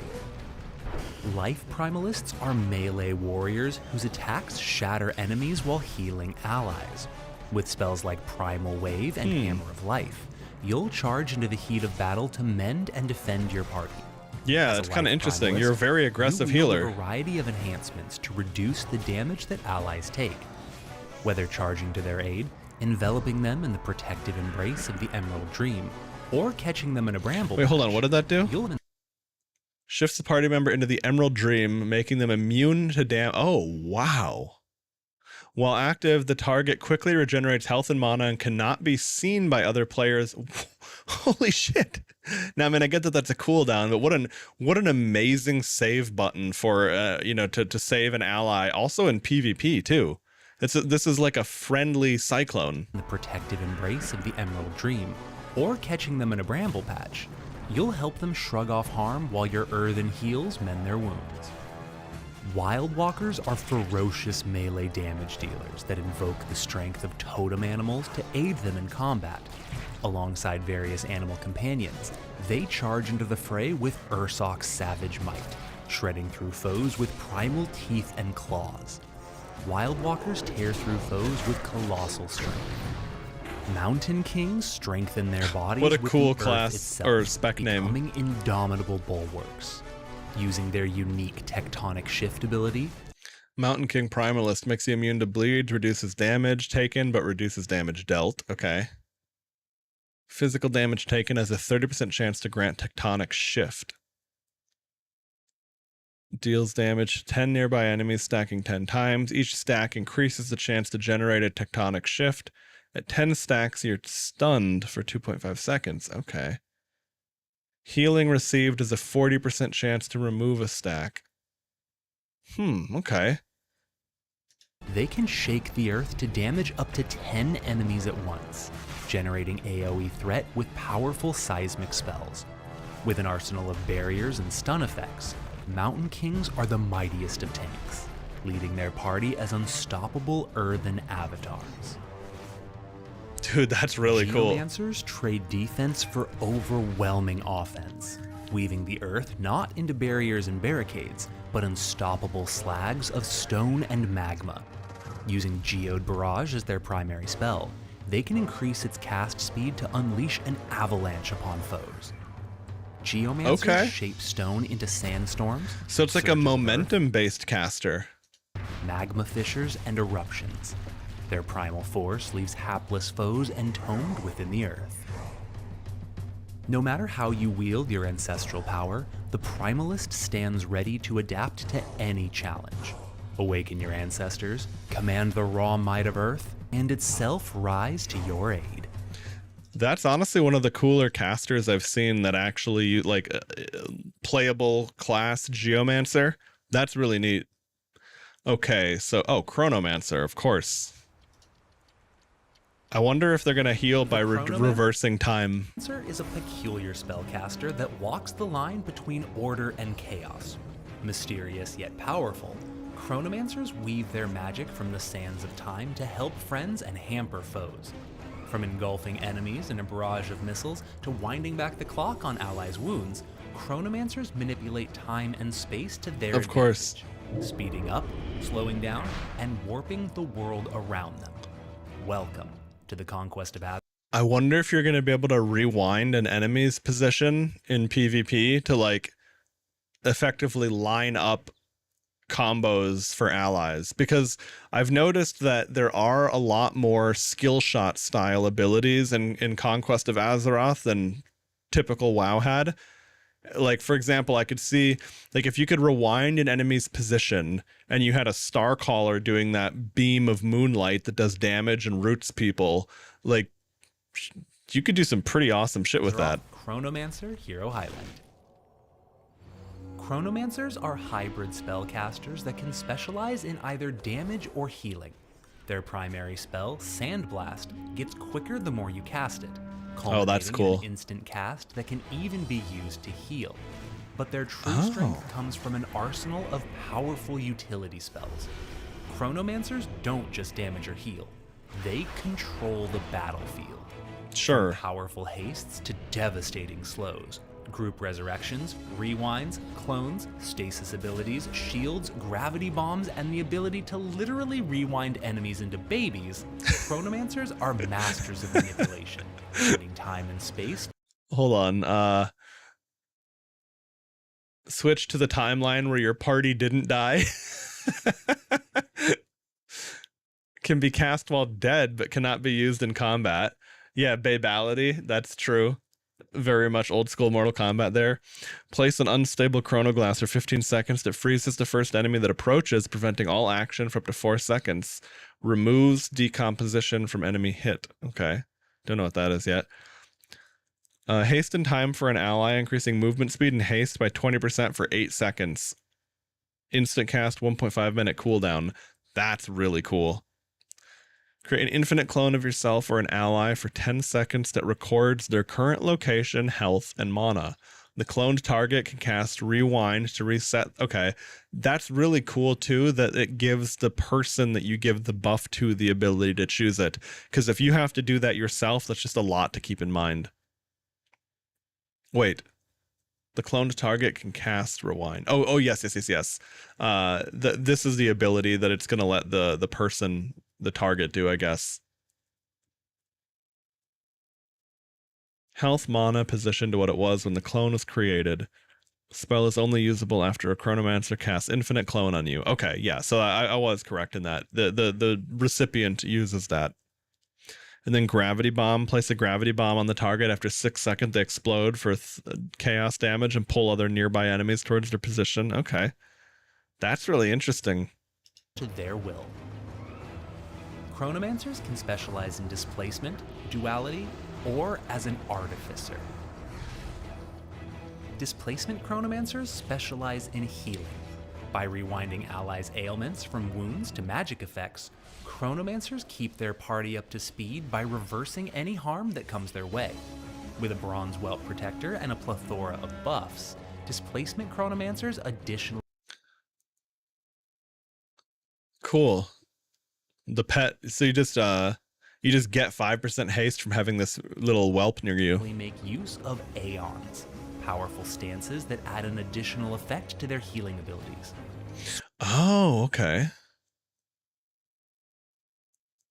Aeon of Renewal reduces Epic's healing by 10%, but causes it to heal for an additional 50% of the amount healed over 3 seconds. Okay. That's really huge. Epic now grants allies 10% armor, and its cast time is reduced by 25%. Okay. Increase Epic's mana cost by 40%, critical strike advantage by 10%, healing by 15%. Increases Epic's cast time by 30%, healing down by 10%, cause it to apply a damage absorbing shield. Okay. So yeah, you're basically, it seems like you use that one Epic heal over and over, but you've got 4 different stances to be, depending on what you need. You know, do you want it to be applying a heal over time? Do you want it to be expensive and slow, but really hit like a truck? Switch between aeons to cycle through powerful effects. Duality chronomancers walk the line between order and chaos, manipulating both to unravel and destroy Strong dots their and foes. powerful burst? Okay. By leaning one direction or the other, they alter the type of damage they deal. While wielding order, duality chronomancers charge up powerful direct damage skills. When wielding chaos, their damage unwinds foes with savage damage over time effects. Artificers channel their magic into wands and passively convert their spirit into ranged attack power, becoming an incredibly unique ranged hybrid. Their basic wand shots deal increased damage, while their spellcasts build up orbs of fate. Gather orbs and unleash them to empower devastating wand spells that obliterate foes, while weaving in auto shots for bonus damage. Yeah, that's interesting. An auto attack based No matter caster. how you choose to specialize, chronomancers excel at control, manipulation, and empowering. That's a really smart way to themselves make and them play allies, very differently. making them a powerful addition to any group. Yep, and of Masters course a threads of powerful fate, addition to any control group. both order and chaos. Wouldn't and have it weave any other way. together your destiny. All right, Witch Doctor. This could be very much my jam. The Witch Doctor is a mysterious spellcaster at home in the depths of Azeroth's jungles. Cunning, eccentric, and powerful, Witch Doctors deal out immense damage while supporting allies with questionable alchemical concoctions. Using voodoo magic and ancient rituals, they can bolster allies, summon Loa spirits, and bewitch enemies with sinister hexes. Welcome Nice. to the Conquest of Azeroth Witch Doctor Hero Highlight. League of Legends is a spell-based ADC. You're like, your main auto attack is a skill shot. You have a normal auto too, but it's dinky. Oh, okay. I mean, for League of Legends, it's hundreds of characters now. I mean, that makes sense. They'd have to do that too. But that's I could see that being interesting. Also, maybe a pain in the ass to play, but assuming the damage and payoff is worth it. The Witch Doctor is an extremely versatile hybrid class, capable of thriving as a ranged damage dealer, a caster, or a healer. Witch Doctors wield sinister hexes and potions to curse and enfeeble foes. Some Witch Doctors can summon supporting wards, while others call on Loa avatars to aid them in combat.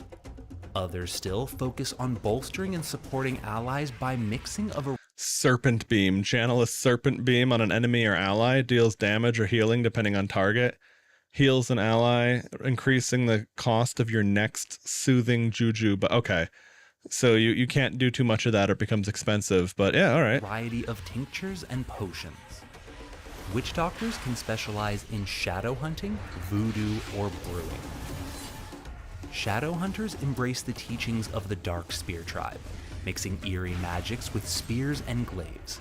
Using wards and hexes to bolster their physical combat, they prefer to move close to their target. Hold on, it says curse. All right, so Hex of Death. Curse an enemy dealing shadow damage and additional shadow. Okay, so damage up front, shadow damage over time. Shadow Bite. Throws a glaive at an enemy, dealing ranged weapon damage plus shadow damage. Consumes a hex on the enemy. dealing shadow damage for each. Oh, okay. Call Avatar Pterodax. Pterodax are capable of supporting allies and casting a devotion will also apply it to them, allowing them to invoke Loa with their abilities. Okay. Summoning powerful Loa avatar spirits to help them take foes down. Voodoo-focused witch doctors are sinister casters who excel at enfeebling foes. By bogging down enemies with damage over time and hex effects, you'll slow them to a crawl while dealing massive shadow damage using bat screech blasts and serpent beams. Brewers devote themselves to potions and concoctions that bolster and empower allies. These not only heal, but also provide fortifying buffs to turn the tides of battle. Brewers mix ingredients on the fly to create unique and interesting potions. By changing up ingredients, you'll create entirely different brews. Powerful brewers can even unlock additional ingredients, or call upon the power of voodoo to drastically reduce the damage allies take for a limited time. No matter how you specialize, witch doctors are masters of crippling magic and swift, deadly combat. I don't know if I'd want to play it more than some of the other healers we've seen, but I definitely appreciate that. Your ingredients, conjure your wards, and embrace the voodoo. Embrace the voodoo, of course. All right. So the Venomancer, we just watched that. We watched that earlier. We just watched it out of order. Okay, so Pyromancer. Yes. We need something that's very much in this school of things. Pyromancer is a master of flaming magics, a harbinger of destruction and rebirth, channeling the strength of raw elemental fire. Destruction and rebirth. Okay, so they're going to heal like a phoenix. Pyromancers wreak devastation on their foes. Yet that which harms can also heal. Pyromancers can use more gentle flames to restore and revitalize allies. Whether unleashing slags of magma, transforming into dragons, or using Phoenix Flame to mend their party, the Pyromancer is a versatile champion, a deadly foe to enemies, and a stalwart ally to their group. Welcome to the Conquest of Azeroth Pyromancer Hero Highlight. Pyromancers are fiery spellcasters that specialize as damage dealers or as healers. Depending on which you choose, you'll make use of either mana or breath charges to ignite your enemies in a glorious blaze of flames. As a Pyromancer, you'll prioritize Critical Strike. Not only will this increase your fire's potency, but you'll benefit from faster casts the more frequently you crit. Pyromancers can also use their fire to melt locks, burn away hostile spellcasts. That's cool. Conjure shields, and even resurrect fallen allies. Damn. Pyromancers can specialize as Flame Weavers, in Incineration, or as a Draconic. Flame Weavers wield the strength of their Phoenix's renewing flame, mending their allies and rekindling their fighting spirit.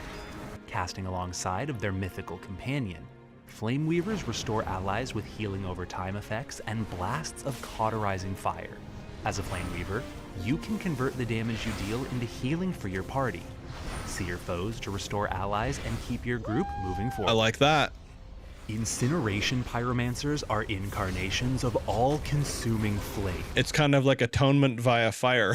Scorching, searing, and burning enemies to ash. Wielding an array of damage over time effects and Omega Beam, spells. what a cool name of an ability. Incineration Pyromancers decimate foes with unparalleled destructive. Wait a second. What is this? Meteor calls down a meteor in an 8-yard area, dealing big damage and stun. Okay, so in an area. So like I was saying earlier, I was like, if there's going to be a big targeted nuke, the Chronomancer rewind, like gravity bomb and slowing or rewinding an enemy, like there you go. That's exactly what I was thinking. Like you just need to have some mechanic like that, and that makes perfect sense. Incineration Pyromancers decimate foes with unparalleled destructive force. Comet Storm, Firefall, and Pillar of Flame are all spells in their arsenal. Powerful Incineration Pyromancers can even transform into Fire Lords, reducing everything in their path to cinders. Little mini rag. Pyromancers are cunning assassins, transforming into Drakthir to soar into close-ranged spell-casting combat, using flames to enhance their dragon-like forms. Draconic Pyromancers use breath charges to fuel various breath attacks they're a melee and caster. char enemies to a crisp. With a unique ability to fly for short periods of time, These agile dragons can easily hunt down Hold on, what did that free to say? fly for short Cannot be used in combat, only usable outdoors. Okay. periods of time. These agile dragons can easily hunt down their prey. Whether wielding healing flames or pillars of fiery carnage, pyromancers are unmatched in their control of primal fire. Breathe life into your allies, sharpen your claws, and unleash the flames of chaos on your enemies. That's cool, man. Damn. Okay, so... Oh, Templar. This will be a... Templar is a master of You martial need to have some kind of holy knight or paladin. You need it. It's a thing that must be there. combat. A pious fighter whose faith in the light guides their palm and blade. Pie. Trained with lethal efficiency in both swordplay and martial arts, the Templar can unleash devastating combos. Does that mean primary stat agility? Swordplay and DPS or tank, armor, mail. Okay, so that looks like mail armor, agility, weapon, mace, staff, two-handed sword, or one-handed sword. martial arts. The Templar can unleash devastating combo strikes to both enhance their own effectiveness and empower their allies. Whether hand-to-hand or with a blade, as a vanguard or the cavalry, the Templar is an unmatched frontline so are they... fighter. If they're gonna actually be able to be unarmed combatants, dude, what will that mean gearing-wise? Because your weapon is such an important gear slot, right? That's interesting. I wonder how that's gonna work. That finds a place in any group. Welcome to the conquest of Azeroth. In any group, of course. Templar Hero Highlight. Templars are deadly melee fighters that can specialize as either damage dealers or tanks.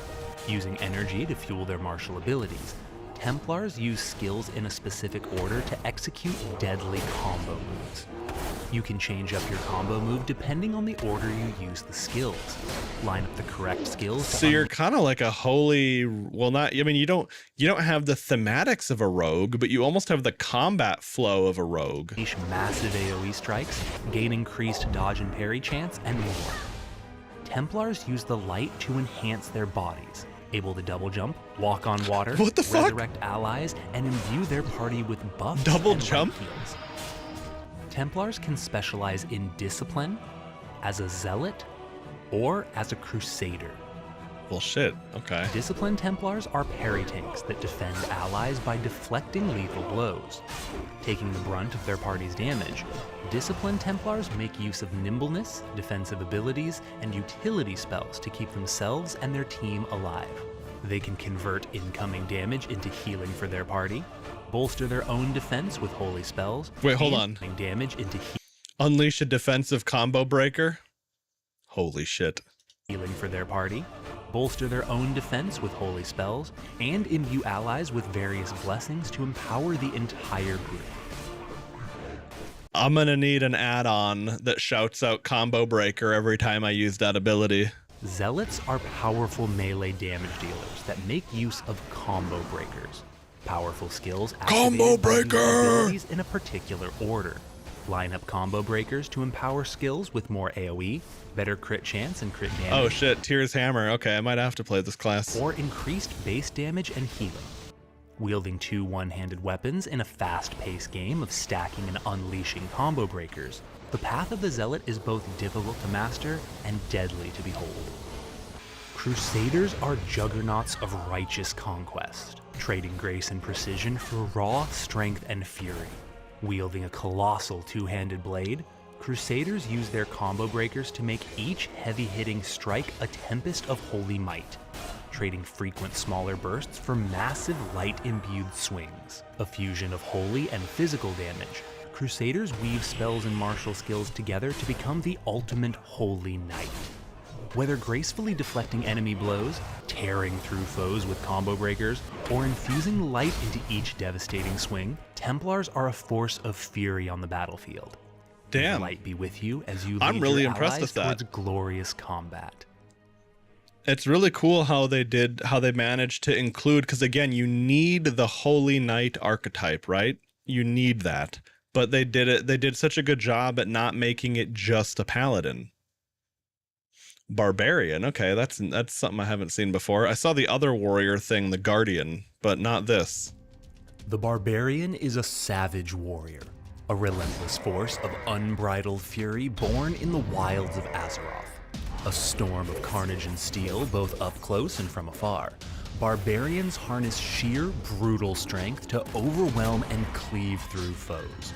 Whether smashing through enemies in melee, hurling deadly. Also notice he was a DPS or a support. So again, we have this support role that seems to be like a thing. Or even exhaling breaths of frost. Barbarians embody the essence of carnage and I love chaos. that. The frost breath. Feasting and leaving the battlefield a bloody mess in their wake.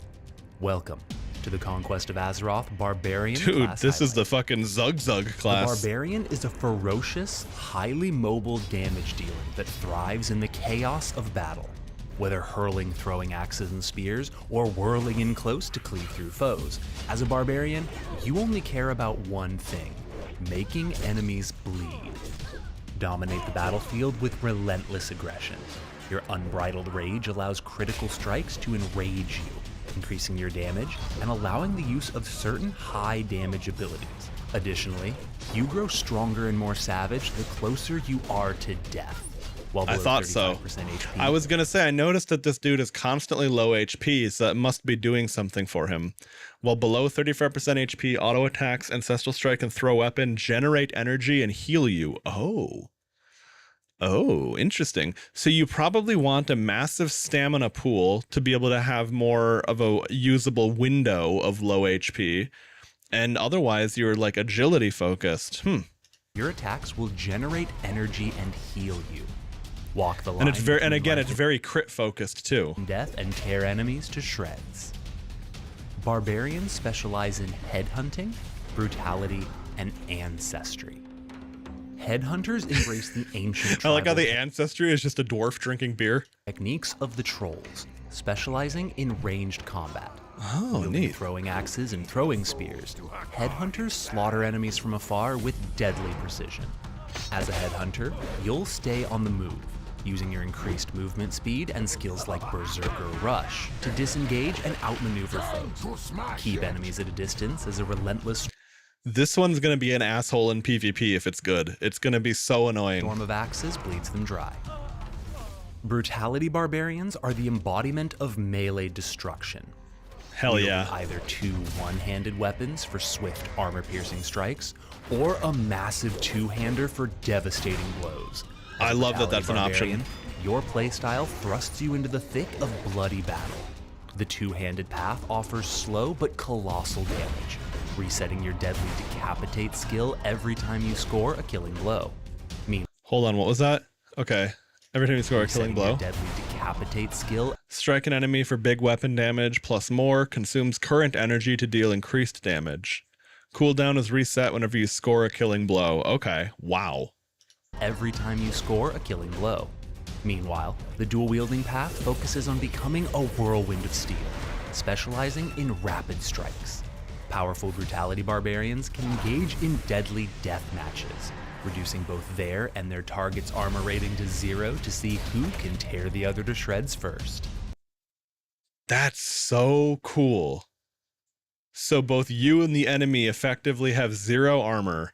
So it's like, oh, someone's a big tanky dreadnought. It's like, well, now we're both naked. Let's duke it out.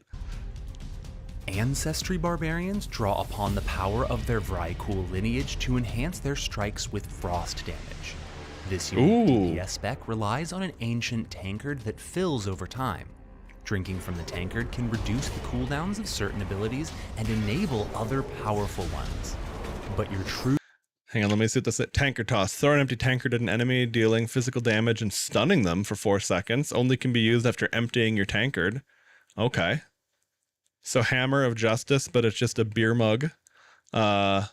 Ale of the God King. Empower yourself for 15 seconds, causing melee attacks to cause additional frost damage based on attack power and agility. Chains to nearby enemies. Lasts for 10 seconds. 15-second cooldown. So you can have significantly high uptime on like chaining frost attacks. This ability requires a full tankard to use, and will consume your fill level stacks, but will not incur a reduced cooldown. So it seems like you if you have a full tankard, you chug it, and then you can throw the tankard at an enemy? Cooldowns of certain abilities and enable other powerful ones. But your true strength comes from powerful support skills that enhance you and your allies. Grant them frost resistance, increase their attack and spell power, bless them with critical strike, and even increase their haste as you fight beside them and decimate your foes. Melee attacks have a 15% chance to grant a stack of fill level. Critical strikes have a 35% chance to grant allies 5% crit chance.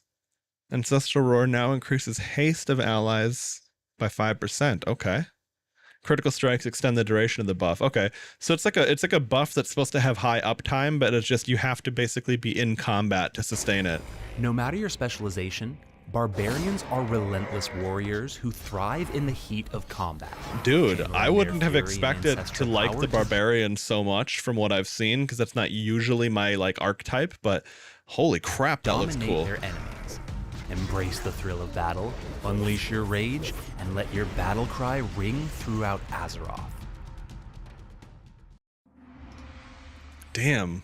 The Okay. Stormbringer is a master of wind and rain, a conjurer of lightning and fury. Oh, wind and rain. I hope they have a lot of water spells. Water spells are so rarely used compared to ice in video games, but they can be really cool. Furious storms.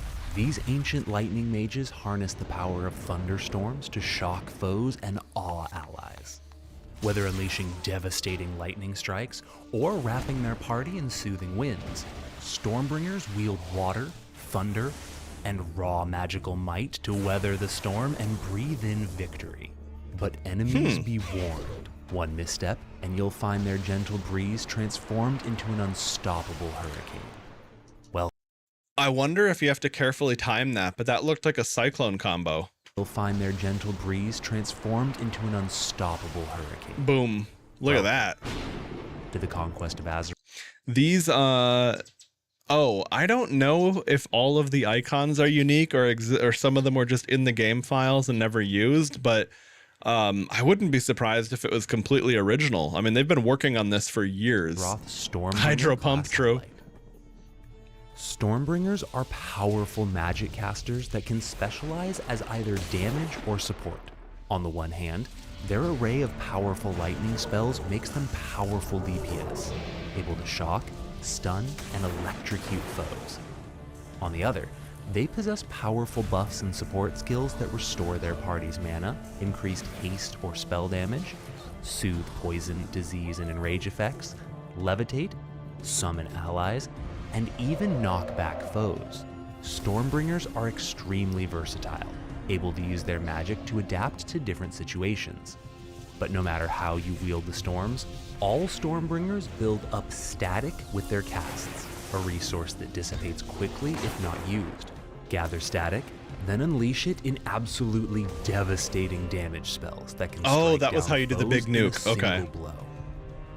Stormbringers can specialize in wind, maelstrom, or lightning. Wind Stormbringers use gusts and gales to support and empower allies. With a blustery companion by your side, you'll conjure shields of air to aid friends. Grants all allies within 40 yards a shield that absorbs damage, scaling with intellect. While active, the target suffers no spell pushback. Okay. Summon tailwinds to increase your party's haste, pull allies from harm, and push back foes. But don't be fooled. As a wind Stormbringer, you are a tempest brewing. The longer you remain in combat, the more raging your air elemental becomes, until the storm blows away any who oppose you. Maelstrom Stormbringers introduce water to their arsenal to enhance the strength of their lightning, cast shock and crackle on foes to build up stacks of conductive, a stacking debuff that can be detonated for massive amounts of frost storm damage. The more conductive you make your target, the more damage you'll deal when you finally unleash your static. Drench your foes, okay. Build up conductive stacks, then strike them down in a single flash. So basically Toaster Bath, the class. Lightning Stormbringers are raw elemental fury, conduits of the storm, building and unleashing static faster than any other spell. Their rapid lightning casts have a chance to reset the cooldown of other spells, and they can quickly swap between single Resets are target fun. blasts and electrifying AoE. Lightning Stormbringers can root themselves to the earth to increase the damage and range of their spells, unleash all stored static in a thunderous eruption of light, That's fire so off cool. jolts of living lightning, and conjure powerful shields to defend themselves from harm. Whether solo or in a group, against a single or multiple foes, Stormbringers are avatars of nature's fury.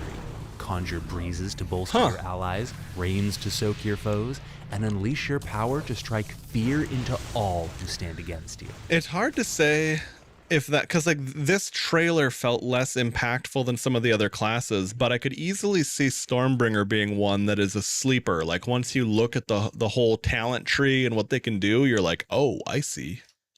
All right, so this is The Knight of Oh, I saw some of this. I haven't seen the trailer, but the dude I was hanging out with in Discord the other day who was showing some of these classes off, he has this character, as well as the Venomancer.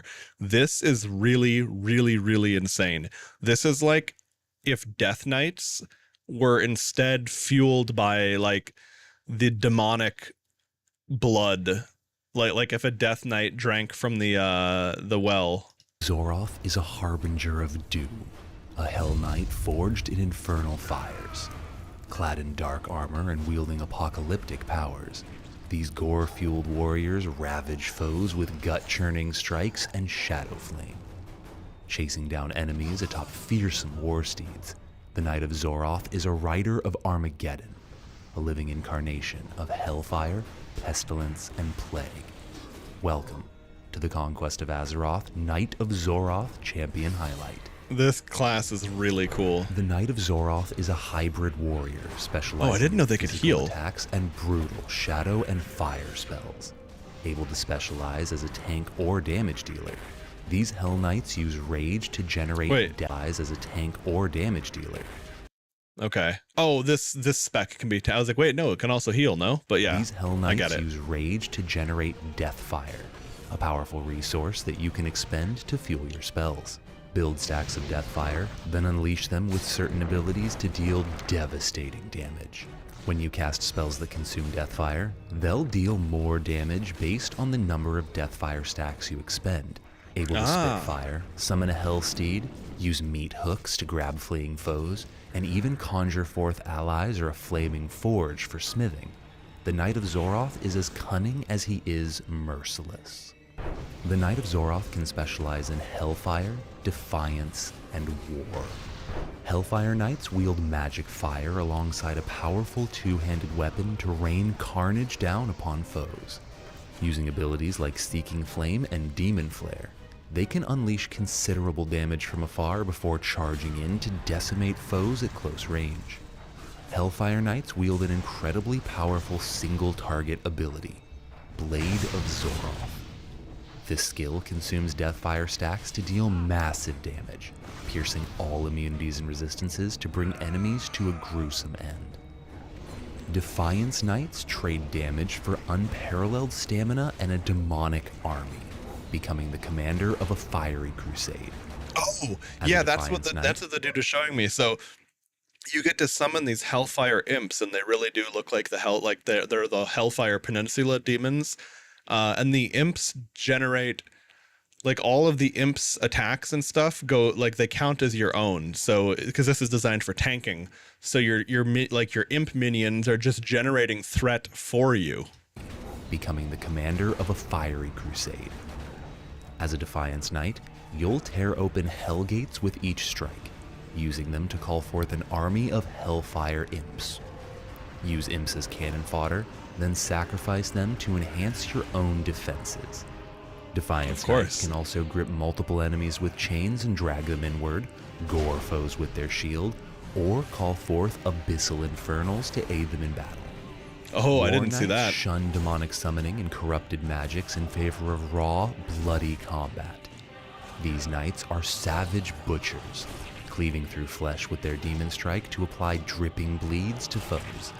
They can gore enemies for devastating damage, cleave through armor with Hellburn, and cut foes' healing abilities with dismember.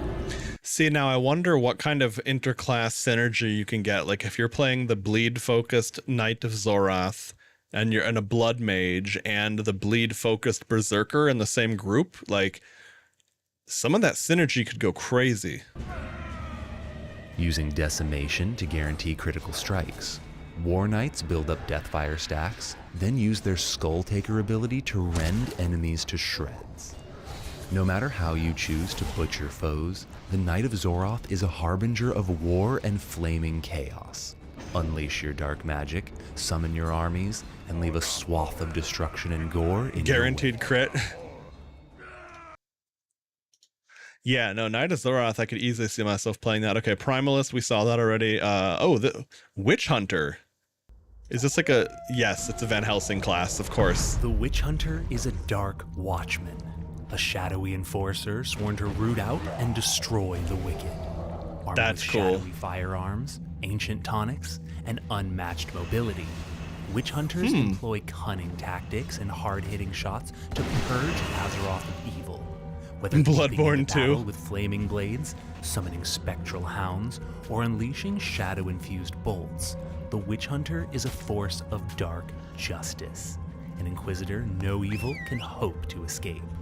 Welcome to the Conquest of Azeroth Witch Hunter class highlight. The Witch Hunter is a versatile DPS class. Oh, it can be a tank, whose too. playstyle shifts Okay, so agility and armor, leather, mail. Okay, one-handed sword, two-handed sword, gun. depending on your weapons. With a crossbow, you can fire while moving, allowing you to pepper foes with bolts while avoiding their pursuit. With a Firing while rifle, moving you changes can things. unleash powerful shadow blasts at long range. In melee, you become a relentless Inquisitor, searing foes with empowered holy blades. With an array of utility spells like leaps, stealths, and silences, as well as the unique ability to infiltrate enemy stealths Hold on. and silences. Leaps, stealth, and this thing. Now, I wonder what the DPS will be like because, you know, all of this utility and benefit has to have a cost somewhere. But man, this thing could be a monster in PvP.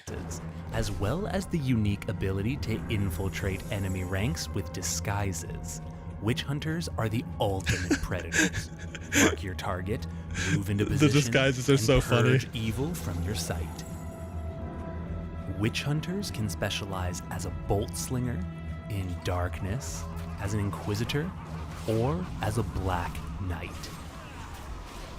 Bolt slingers trade their firearms for lighter crossbows, gaining access to a suite of powerful bolt abilities.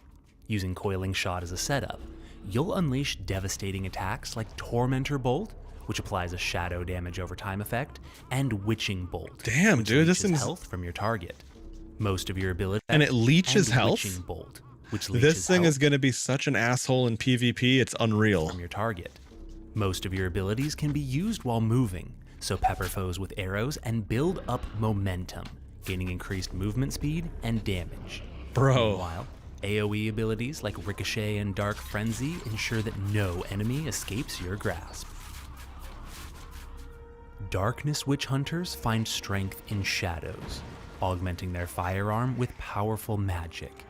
Slower, but dealing more damage than their crossbow counterparts, Darkness Witch Hunters build up stacks of black powder to deliver explosive finishing blows. As a Darkness Witch Hunter, you'll summon a faithful Shadow Hound companion, and use abilities like Houndmaster's Call to summon vicious hordes of additional Shadow Hounds. With high damaging abilities like Witch Blaster, you'll blow foes away in a barrage of gunfire. Inquisitors are relentless zealots sworn to purge evil in righteous fire. As an Inquisitor, you'll move between two powerful stances, purity and wickedness.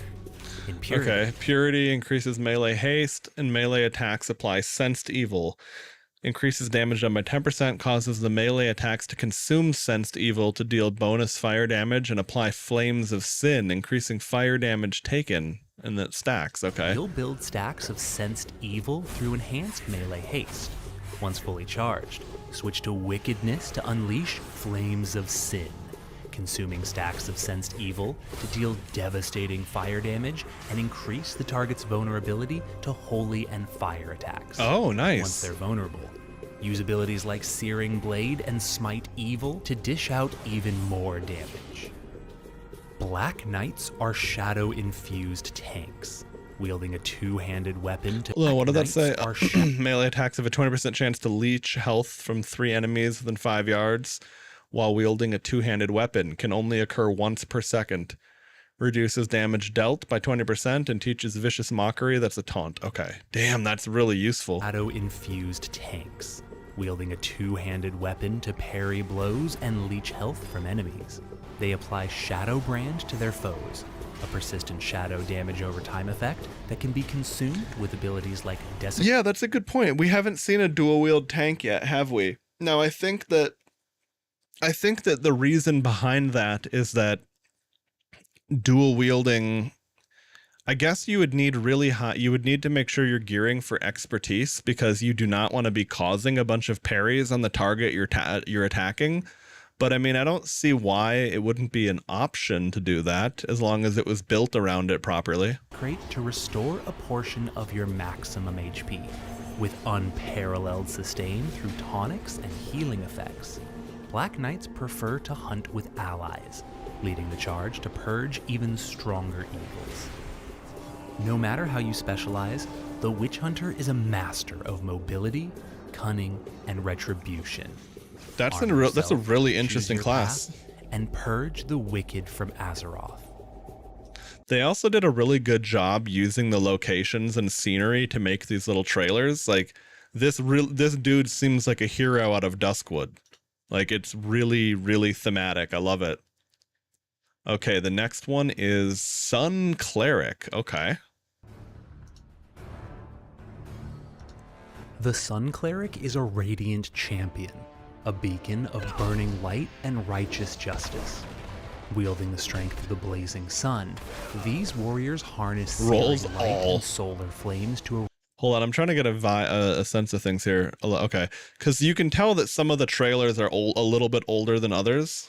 eradicate the forces of darkness. Whether charging into battle on the front lines or searing foes from afar, the Sun Cleric illuminates the battlefield, incinerating enemies, shielding comrades, and inspiring hope in the hearts of all who fight beside them. Welcome to the Conquest of Azeroth Sun Cleric Champion Highlight.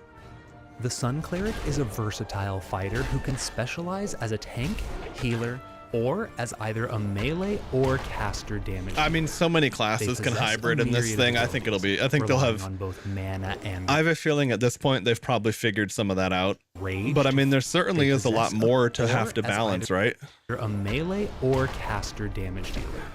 They possess a myriad of abilities, relying on both mana and rage to Oh fuel. yeah, you're right. Good But catch the Sun there. Cleric's main resource is solar power, a stacking buff generated by your abilities. As you shine across the battlefield, you'll generate stacks of solar power. Once this well As you shine across the battlefield, I just imagined like a fucking wave dash canceling fox from Melee. of light fills, you can unleash the Dawn. When used, Dawn empowers your next 5 abilities with radiant additional That'll be effects, Kyle. from increased damage to bonus healing to guaranteed critical strikes. Use it to shed light on weary allies or Guaranteed sear a path crits, baby. through foes. Sun Clerics can specialize in Piety, as a Valkyrie, a Seraphim, or in Blessings. Really Piety cool clerics specs right are there. warcasters that use the sun's radiant light to incinerate foes. Using a combination of holy and fire magic, these clerics use rage to fuel their blazing abilities. Their primary spell, Horasath Blast, generates a burst of rage, which you can then spend on solar wraths and raptures, and Damn, even that's bring really down cool. the sun. Valkyries are angelic fighters wielding colossal two-handed weapons in each hand, a fusion of spells and martial prowess. As a Valkyrie, wanna play this. your melee attacks build up stats. Dealing damage with physical abilities generates a stack of Daybreak, stacking 3 times. Daybreak reduces the cast time of your next Sunflare, Shine, Radiant Flame, or Spears of Light by 33%. Oh, and notice that stacks 3 times. So once you get 3 stacks, it's going to make the next instant. Acts of Daybreak, which you can unleash to instantly cast powerful spells. Swift and lethal. Valkyries can increase their own movement and attack speed, store and unleash waves of holy damage, and even take to the skies to deliver divine punishment upon their enemies. Seraphim are solar knights, mighty justiciars that trade raw damage for indomitable defense. Yeah, I'm gonna assume that some of these animations have been cleaned up since then, because this is like a year-old trailer. Thematically very cool. Some of those animations did indeed look kind of janky. Even understanding the fact that this has to exist within the WoW engine as opposed to being a totally original project. Of knights, mighty justiciars that trade raw damage for indomitable defensive capabilities. Using a massive shield to deflect incoming damage, they can dash to allies, strike multiple foes at once, and bathe their body in righteous flames. As a Seraphim, you are the front line of your party. Sear foes, heal up allies, and for sure. lead your group towards glory.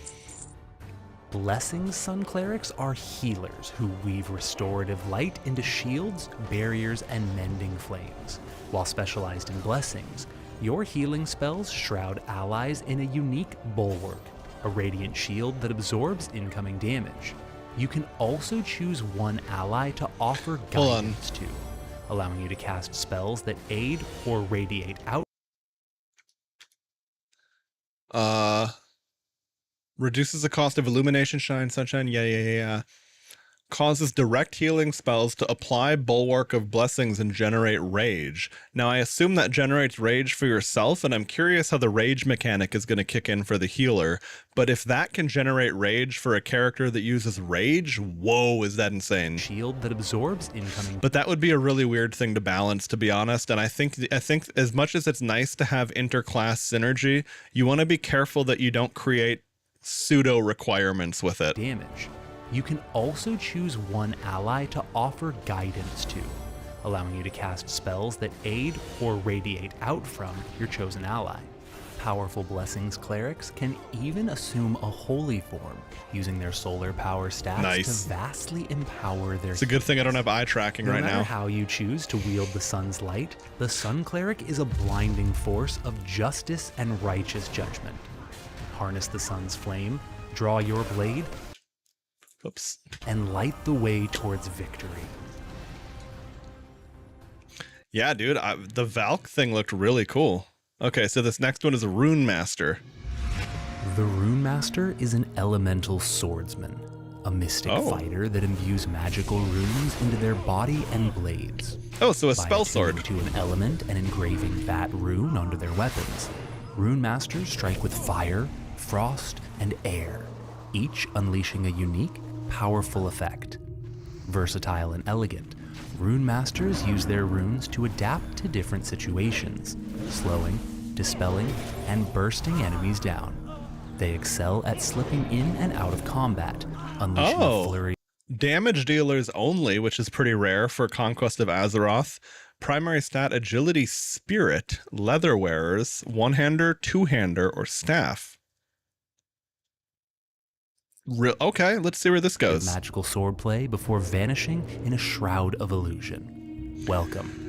In Elden Ring, I did dual wield Colossals. Oh, I could imagine that was really satisfying. Going by Shadowverse CCG, anything with rune in the name is broken OP. I didn't play enough of that to like catch the reference of it, but I do remember Shadowverse. That was a cool game. To the Conquest of Azeroth, Rune Master. Like visually, at least. Like I remember that was the CCG that was like very visually polished and well animated. I want to say, right? Highlight. Welcome to the Conquest of Azeroth, Rune Master class highlight. Yeah, okay, that rings a bell. Rune Master is a melee spellcaster, a hybrid DPS class that can unleash spells both up close and from afar. Your primary ability, Rune Blade. Dude, gaining an extra turn in a combat in a CCG is that's crazy. I mean, if the game's built around it, hey, fair enough. I assume it at least played very fast and didn't have that kind of slower paced boredom that some of those can get. Both up close and from afar. Your primary ability, Rune Blade, delivers a small blast of magic damage through your main hand weapon. but its true power is unleashing your weapon engraving. Rune Masters can enchant their weapons with elemental runes, and each applies a different on-hit effect. From bursts of fire damage to flurries of frost or wind, weapon engravings are the core of the Rune Master's kit. You can even unleash them while invisible. Rune Masters also have an array of powerful utility spells, summoning spell-reflecting shields, runes of power on the ground, scrying orbs, silencing runes, warp blades, and more. Rune Masters can specialize in engravement, glyphs, or as a rift blade. Rift blade sounds cool. Rune Masters are dual-wielding spell blades, excelling at rapid strikes that proc their weapon engravings. Oh, sure. Right, because we just saw how massively powerful their weapon enchants were. So the dual wielding one gets to wear 2 weapon enchantment, and yeah, they get to do 2 of those. Rune blade strikes twice. I got too excited to parse my own speech. Runic brand. Branding a target causes your next rune blade strike against them to detonate for additional damage. As an engravement rune master, you can place frozen runes on the ground that knock up foes, summon a runic familiar, teleport to echoes of yourself to restore health, or store up damage to unleash it in an explosion of elemental damage. Glyphic rune masters focus entirely on elemental spell casting, gaining access to glyphs. Like weapon engravings, glyphs trigger additional effects when used. Cycle through glyphs using elemental burst until you find the one you want, then unleash it for powerful bonus effects. Use frost glyph to slow, fire glyph to ignite damage over time, I agree, Pony. or arcane glyph for And don't forget, we've seen classes that are both. Like one of the blood mage things, you go between being a ranged caster, and then when you have enough blood or like enough hunger for blood, you become the melee vampire thing. Bursts of AoE damage. Rift blades are elemental assassins, wielding massive two-handed weapons to slip in close and eviscerate enemies in a two-handed stealth class. What the fuck? How does that work? That's just insane. Burst, wielding massive two-handed weapons to slip in close and eviscerate enemies in a burst of spell and steel. Their iconic spell, Hurricane, strikes foes multiple times in the blink of an eye, rendering you completely immune to damage for the duration. Rift blades focus on burst damage and control, blending heavy-hitting strikes like Smolder with powerful AoE skills like Hoarfrost. Slip in unseen, mark your target, and assassinate them before teleporting to safety.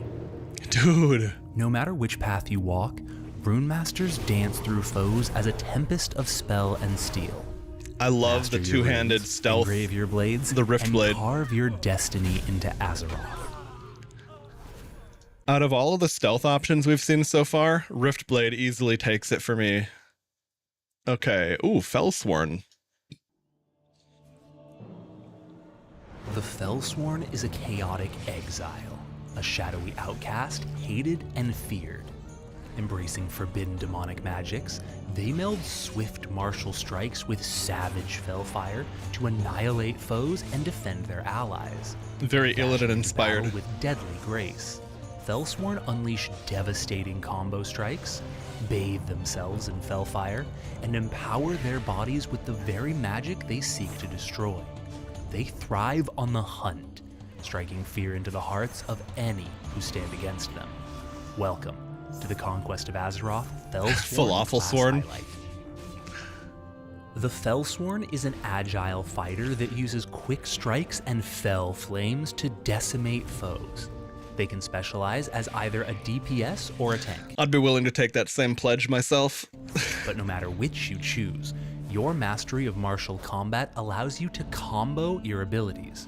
By using skills in a specific order, you'll unleash powerful bonus effects. Each time you combo, you'll generate a rune of Fell Fury. This demonic resource fuels your most powerful strikes.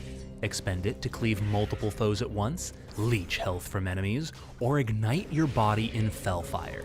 Generate enough runes, and you'll become empowered. Unleash combos to build up Fell Fury, then spend it to carve a wicked path through foes. The Fellsworn can specialize as an infernal, a slayer, or as a demonic tyrant. Infernals are fel-infused spellcasters, weaving fel fire into powerful bursts and shadow flame. As an infernal, you'll corrupt and enfeeble foes before blasting them with fel fireballs and lances of demonic energy. Interesting. Your cunning and guile trump raw strength. Use spells like Engulf and Fell Prison So it's like to Gul'dan, stun or basically. root foes, then unleash your fury to bring them to their end. Slayers are agile hunters, wielding twin blades to dash in close and carve through foes. I'll have to As see a if there's any Slayer, more info on you'll that focus after we're done checking out the unleashing quick, trailers. lethal combos. Your melee attacks have a chance to trigger a Fell Strike, causing a burst of Fell Flame on nearby enemies. Spells like Illidan's Guile protect you from harm for a few seconds, and Fell Hoof Charge increases your mobility. Dash through targets, strike them down, then disappear into the shadows. Tyrants are lethal evasion tanks, using dodge to weave through enemy strikes and cut foes down. As a tyrant, you trade damage Okay, you for get- increased armor and damage resistance, Okay. triggering additional Fell Strikes when you unleash a Vengeance, or Hold on, Devil did the other one Charge have, okay. appear into the So the other shadows. thing I noticed too, this spec had energy and the tank spec has rage. You trade damage for increased armor and damage resistance, triggering additional Fell Strikes when you unleash a Vengeance or when you're struck in combat. As a tyrant, they are? you'll whip allies We were just we were just talking about a dual wielding tank, and here you go. into shape. Use Infernal Whipcrack to increase their haste and gain bonuses for yourself based on allies you enrage.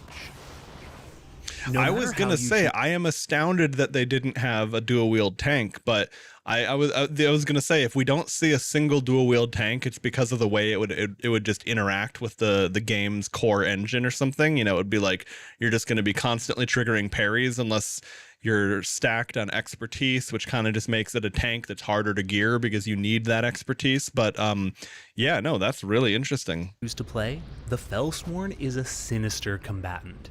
Ready your blades, summon your Fellfire, and strike down all who oppose you. All right. I mean, it's very. I never played at WoW in the era of Demon Hunter, so I don't really know. Oh, here we go. This is the more updated trailer for Guardian. I saw some of these old trailers from years ago are what I had originally seen way back in the day, but I have not seen this more updated trailer for Guardian. So this is new for me as well, and this is the final one. The Guardian is an Why is triggering parries bad? Because it makes them attack faster. So if the boss hits really hard and slow and he's constantly parrying your fast attacks, you're making the tank get hit like a truck. That's why melee damage dealers attack from the side or from behind, ideally, and do not attack the target from the front. indomitable protector, a master of shield and steel, standing as an unwavering bulwark against any foe. Whether inspiring allies with powerful songs and banners, retaliating with crushing force. Yeah, no, it's one of those things where it's like how the core game's engine works. Or charging fearlessly into the fray, Guardians embody the spirit of unbreakable resolve. With every blocked attack and commanding shout, the Guardian turns the tide of battle, empowering both themselves and those they protect. Welcome to the Conquest of Azeroth Guardian class highlight. I'm curious how this one's going to work. It's an The interesting Guardian is a concept. versatile class that uses energy to power their skills, as well as having a unique mechanic, motivation. Gained by blocking damage with Raised Shield or initiating combat with Linebreaker, motivation empowers your abilities, adding additional effects. Whether granting buffs to yourself and allies, unleashing empowered versions of your normal attacks, or massively increasing your defenses, Guardians can adapt to any battlefield situation, using motivation to empower their abilities. Guardians can specialize as gladiators in inspiration. Yeah, I saw Gladiator. or That looks really as cool. vanguards. Gladiators are bruisers wielding a sword and shield to deliver devastating DPS. Utilizing motivation to empower abilities like Ram and Pulverize, They excel at closing gaps and locking down enemies with relentless crowd control. Now, roles like this can be tough in a 5-man group to really find a true spot for. However, this could be the off-tank spec for sure. And the other thing, too, is it could also depend entirely how you spec and gear within that tree as well. Foes with raw strength and versatility, using their Bard, trusty sword true. and shield to claim victory. Inspiration Guardians are valorous bards, blending martial combat with melodies and banners that inspire allies and cripple foes. While you DPS, your banners and songs passively grant powerful buffs to your party, like increased spell power, bonus critical strike chance, empowered healing, haste, or even damage reduction. Support your friends and seize victory together. That's kind of cool. Vanguards are stalwart tanks, retaliating against attackers. Damn, dude, this gear set looks so cool, like what he's wearing right now. He's like the guard master of Stormwind right here or something. Guards are stalwart tanks. You played Hunting Horn? against- Oh, dude, do you remember that? Don't forget that Ranger literally has Hunting Horn. I mean, like there was that Ranger spec that was basically Hunting Horn. attackers with every blow. Specializing in AoE damage and unparalleled defensive cooldowns, they use abilities like Sunder to decimate groups of enemies while shielding their allies. With spells like Shield Forge and Tower Formation, Vanguards effortlessly turn defense into offense, ensuring no attack goes unanswered and leading their group towards victory. So this is like the pinnacle of Sword and Board. Guardians are the embodiment of unyielding strength and battlefield command. Whether you're charging headfirst into battle, And the other thing inspiring interesting, remember that Gladiator is a Sword and Board DPS class. Now it might turn out that they don't do as much DPS as other DPS because they bring other things to the table, or I don't really know exactly how that's going to play out, because it seems kind of hard to figure out, like, if it deals as much damage, how is it not overpowered? But anyway, we'll just have to see. allies with songs and banners, or retaliating against enemy attacks. The Guardian stands firm as the shield that protects Azeroth. Step into the fray, defend your allies, and become a legend. All right. Damn. All right. Well, so that. Yeah. So this is the old trailer. Then I've seen that. All right. Well, that from 2 years ago. That makes sense. I mean, that's basically. I wonder if they have any more. Let's see. Ascension, Conquest of Azeroth. I want to see if there's anything about the release date or whatever.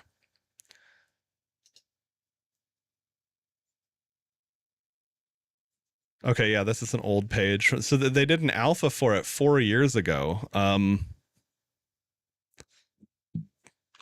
Let's see.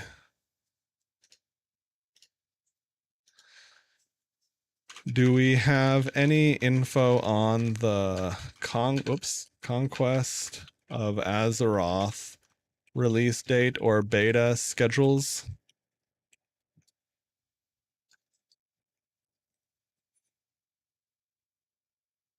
Q3 2025 for release, beta anyway. Okay. There was an open beta earlier this year, full release planned for Q3. Okay, probably not, because we were already in that and past that.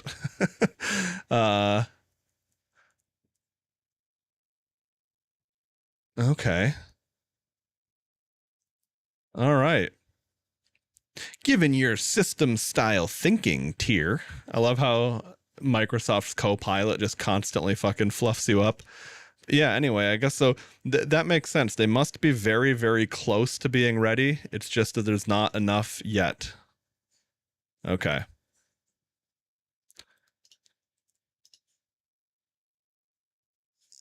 Did I miss any of these? No? Oh, because, yeah, some of those are specs themselves. Okay. Well, anyway, I had been wanting to go through this since the last stream. That was super hype. I can't wait till this is ready to go. It's so exciting to think about playing through the world of WoW, but with all this new shit. That being said, I really have to pee, so I'll be back in a minute here.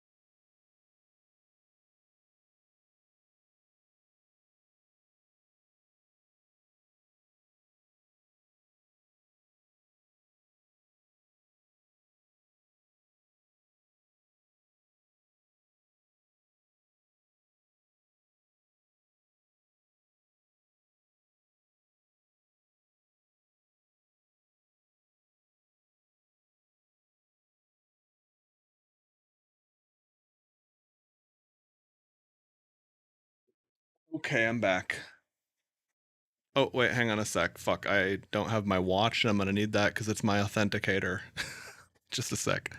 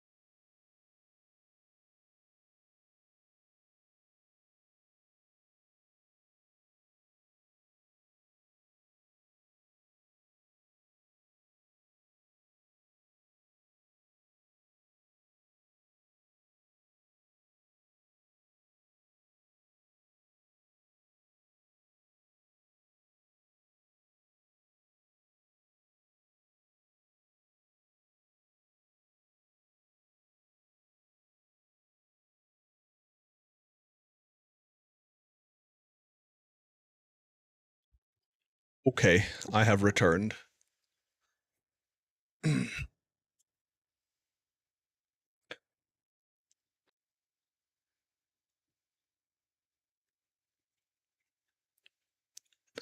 had to go coordinate some things with my housemates and also check on Krem because she was outside for the whole duration of the stream until now. Okay, so where was I? Yeah, so anyway, that's the conquest of Azeroth. I'll probably clip this out of the VOD and make it an actual video. I wish I had thought of that earlier because I was not being reacty enough. I was just kind of sitting there and watching it. But anyway. Oh well. Not going to let perfection be the enemy of progress. How do I gain access to COA?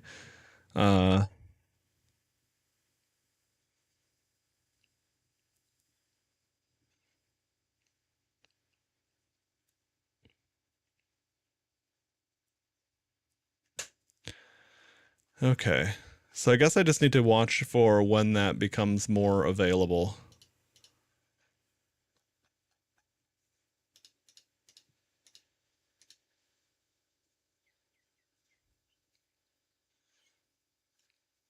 Hang on, I'm going to go ahead and not have game captured while I'm logging in. I don't know if it matters, but I believe that if you gave people enough examples of valid authenticator keys, that they might potentially be able to do some calculations to reverse engineer the seed phrase or the seed of the authentication, but I'm not sure. That's not something I know. But anyway, it's like a click to disable that, so might as well.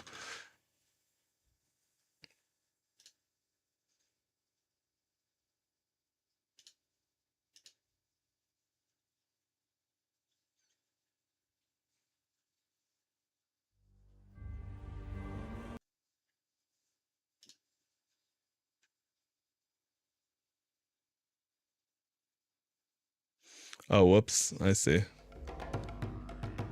Turned my in-game sound all the way down. I was like, why did my crossfade macro not work? That checks out. Okay, anyway. So, there we go. Oh, nice. And this inn is granting... I could have sworn this inn was not granting me the rest buff earlier. Like another day, not today, but... Alright.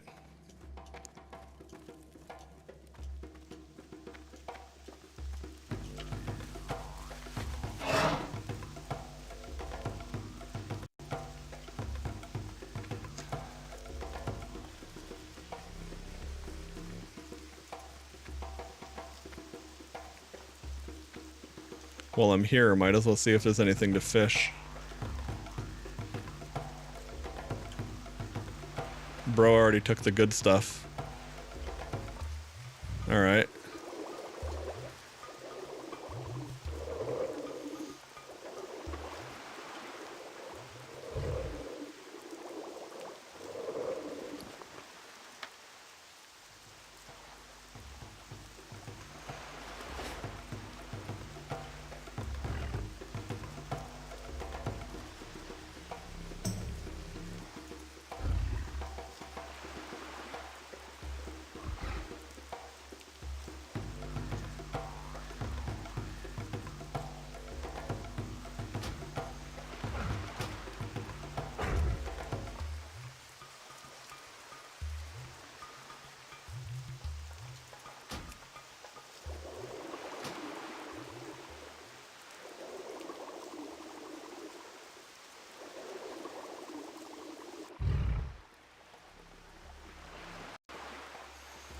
There we go. Alright, now let's see.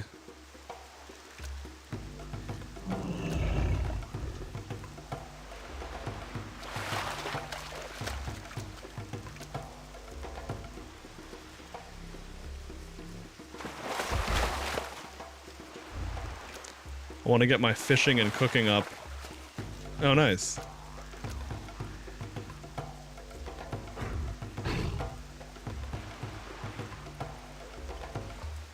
Come on.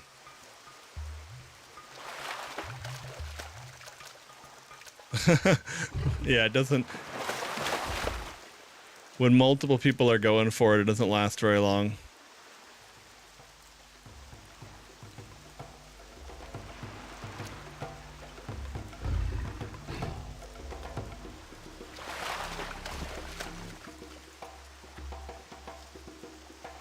Okay. I guess, yeah, I don't need to do more of that for now. I just figured I would hit up a little bit of that. It's a decent way to make value.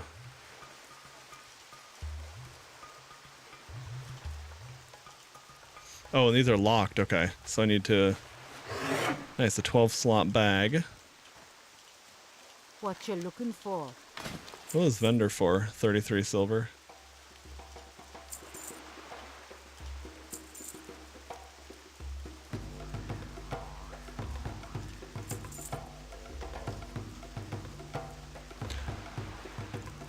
Okay. You be careful, man.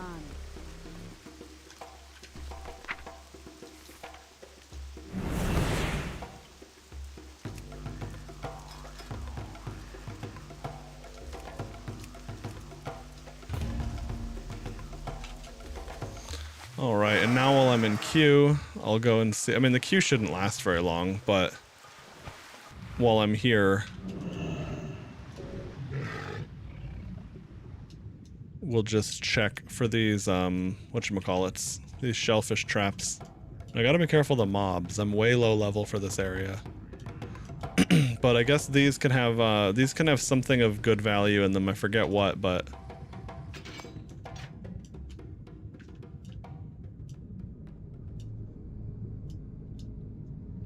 any hot e-girls looking for a cool gnome? I'm easily manipulatable.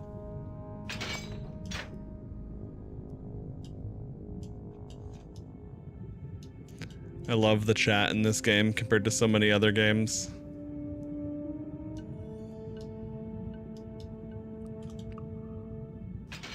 Any hot e-girls looking for a 7-foot, half wolf, half human with demon wings, Giga Chad? You forgot to mention that you're a billionaire.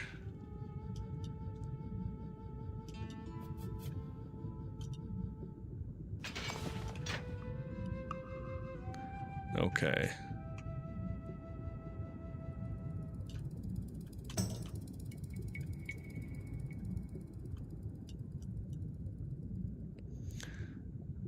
It's a long queue.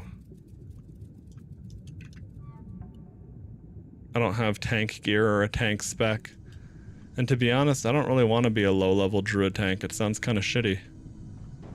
I don't know how it scales. Maybe the dodge and stamina scales in a way where it's fine. But maybe not, I don't know. But yeah, it's nice. You don't have to worry about breath. Don't have to deal with the bubbles of the vents of air. And we swim faster. Druids get a lot of convenience. Oh fuck, that guy's gonna aggro me.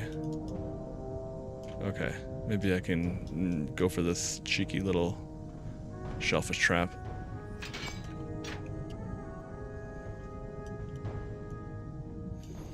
Okay, well on the plus side, I'm getting some attempts at looting here. I was kind of hoping for a faster queue, but hey.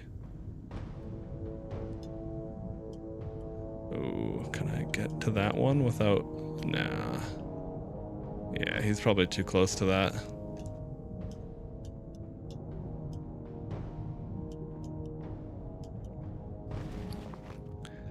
Oh, let me make sure I... Oh, that's awesome. It tags your set gear, too. God, this Addy Bags add-on is nuts. I never used this back in the day. Super nice.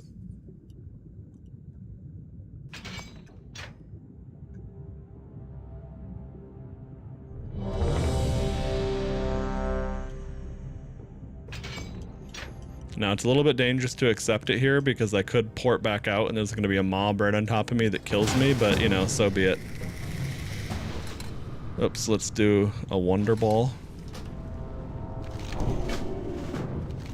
The primary task set upon me by our great war chief is to root out the creatures responsible for infesting our lord's great city with Beneath the city of Orgrimmar, stout creatures...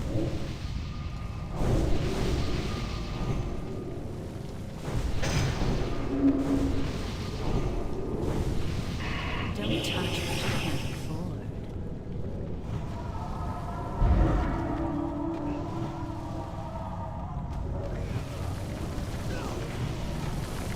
Okay.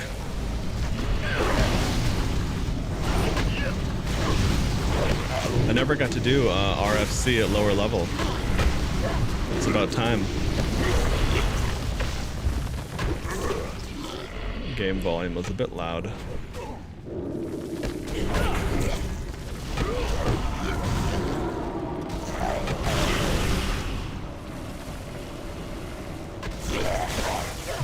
That's funny, they do that knock-up thing. They've got Dig from Pokemon.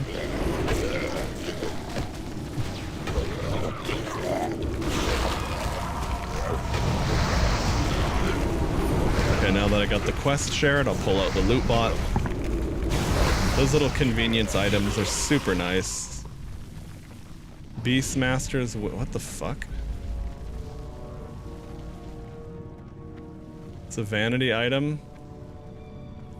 Oh, well, is this guy actually a hunter? Okay, the other dude's gonna get it because he needed it, but I don't want to roll. I don't feel the need to contest that roll.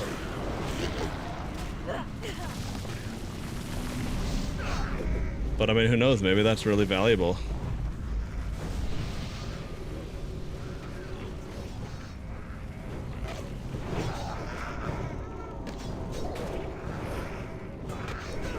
Why are we split up like this? This is weird.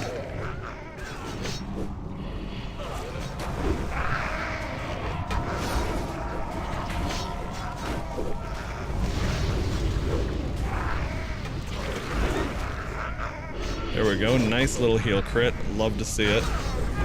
Oh fuck. Bro, suddenly, like, it's like no damage goes out at all, and then suddenly dude takes so much damage.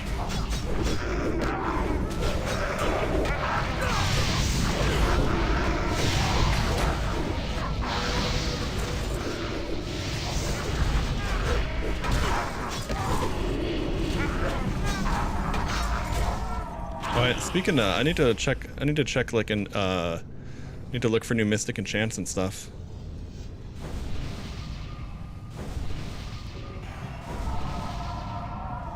Back? Oh, no, he must have been AFK.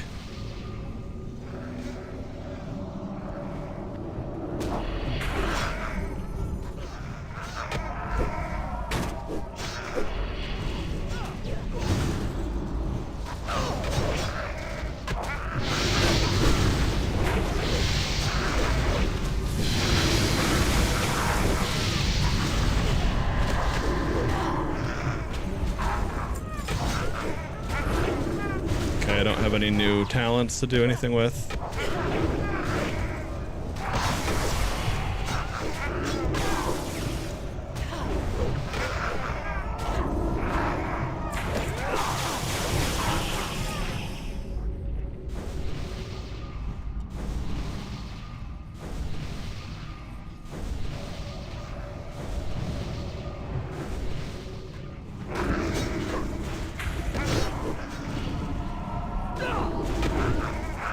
There we go, he's just gonna stand in the tanks, consecrate, make sure he takes the aggro.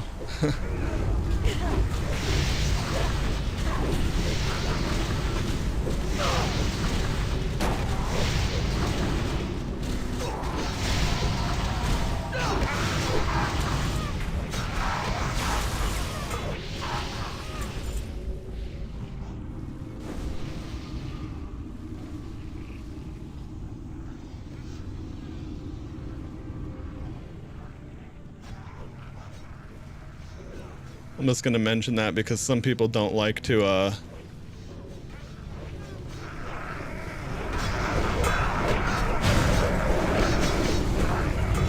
want to make sure I'm not falling behind on heals. Oh boy, he fell very quickly.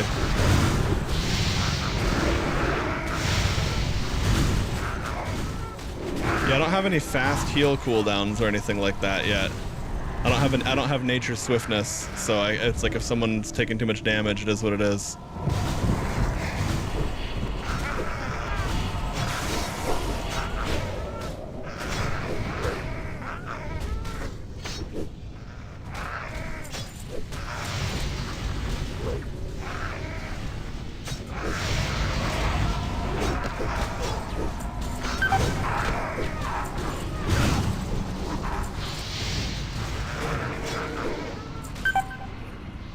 Where the fuck? Okay, tank's down there. Good.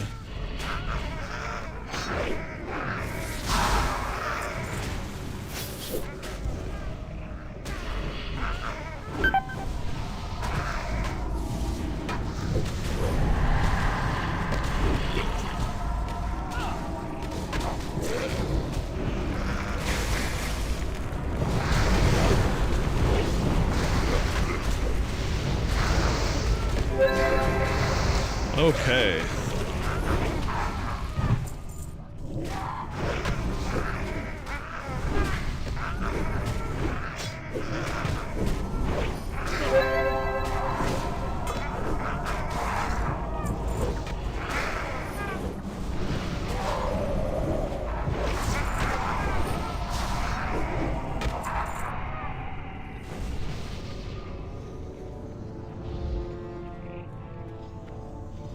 Okay, well, that didn't turn into a full wipe. Could have been better, could have been a lot worse.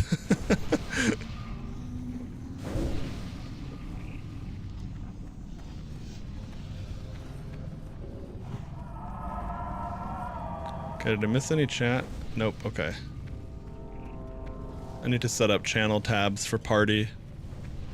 So that way if I don't want the full general chat.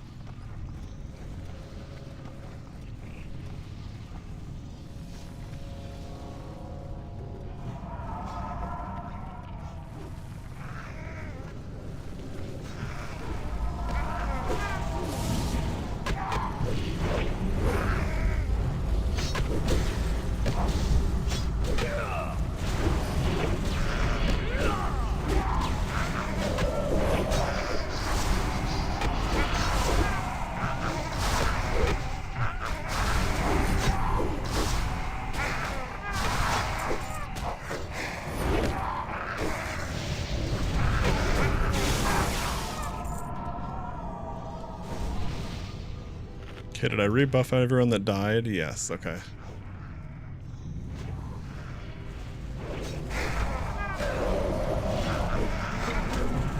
You know, take Chasm from Ogleflint.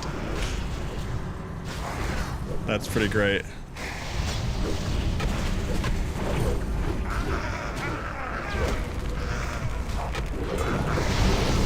Now, one nice thing about being a low-level Druid healer is that I can just very easily hot the whole group. It is interesting how much that stuff all changes while you're lower level.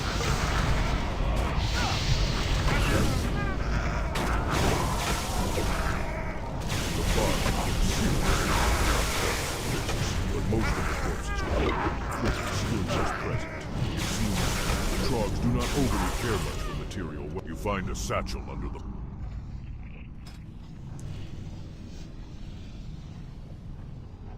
Yeah, I need that for my feral stuff. Since no one needs it, I'll take it.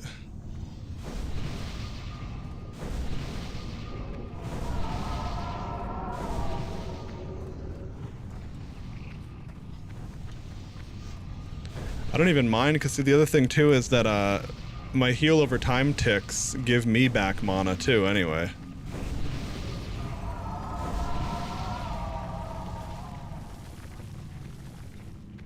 But I always like to let warlocks know, because some healers, like I've again, as I've said before, I've seen healers get annoyed. It's like, oh, the warlock's life tapping too much. Now I just need to spend my mana to give him mana. And it's like, yes, but the rates, the exchange rates are much in your favor. Granted, if the healer's low on mana and the tank's taking too much damage, there is a time where life tapping is not optimal, for sure.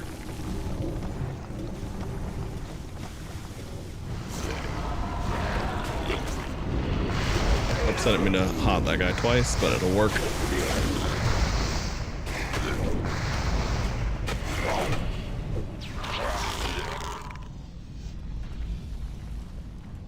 Oh, can these nerds be skinned? Oh. It's a beast. Is it not?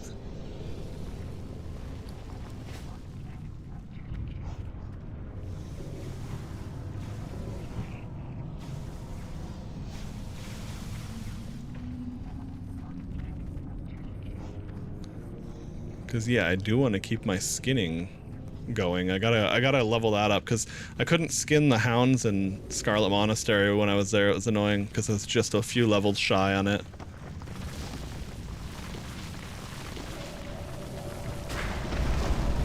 Okay, once the consecrate goes out, then I'll just that's when it's very easy to be like, yep, it's safe to do what I want. I'm just gonna stand in it and we'll be good.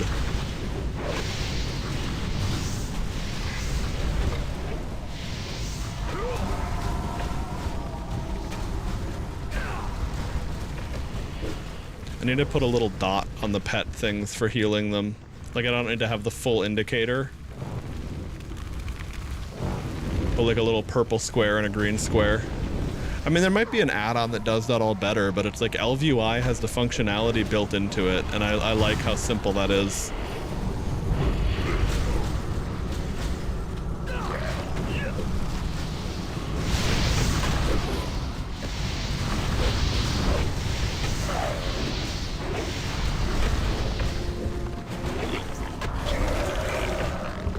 But yeah, I gotta say, this, for any low-level Druid healers, get Nature's Abundance. I mean, there might be a better option, I don't know. But this thing, the mana regen this gave me, absolutely changed dungeon healing. Instead of every fight being like just a guaranteed time till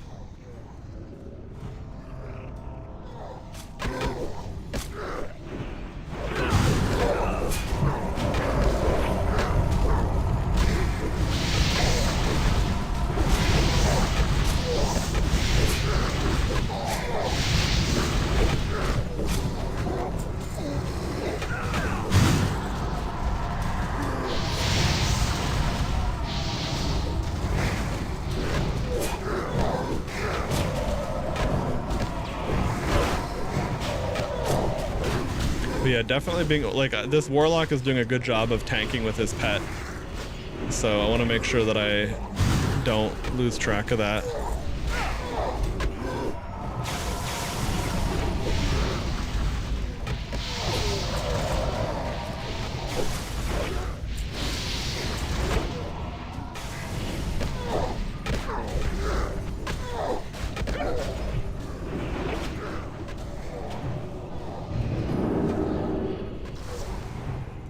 Okay, they banished it. That works. Oh, a little clear casting proc to hot the tank for free. Don't mind if I do.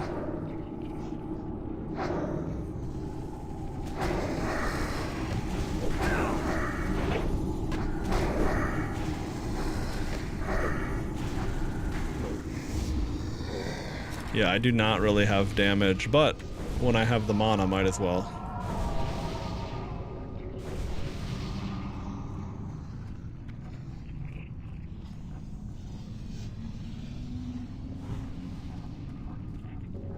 There, I'm gonna make sure his pet has the buffs, might as well.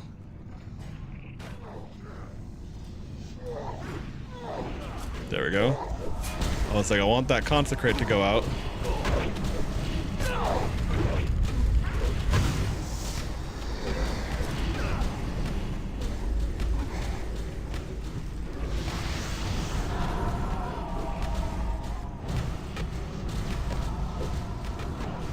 I wish I could dispel that, but I cannot.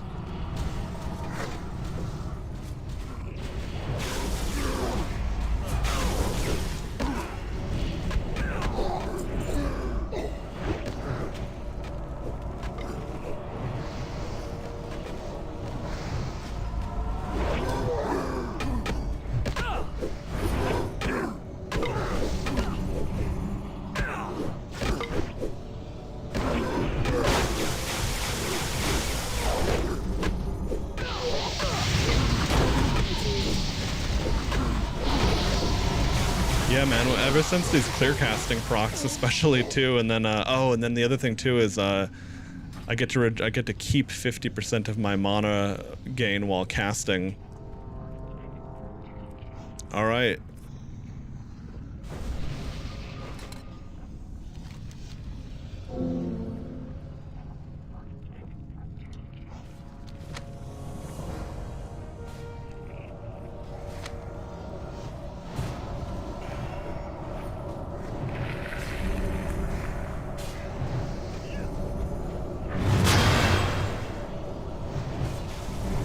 Yeah, I think if the lock notices that I'm healing his pet, it'll free him up to deal damage.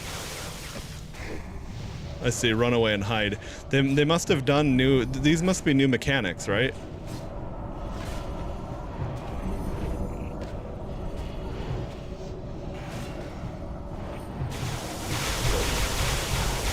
Oh, I thought the tank was gonna get knocked into the lava.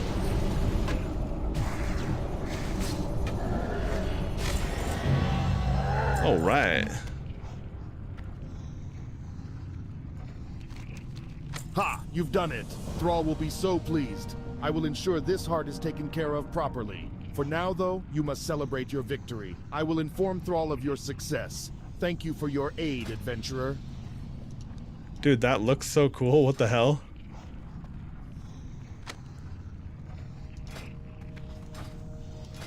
Oh, so what is this? Oh, it's, wait, spell power, crit? Interesting.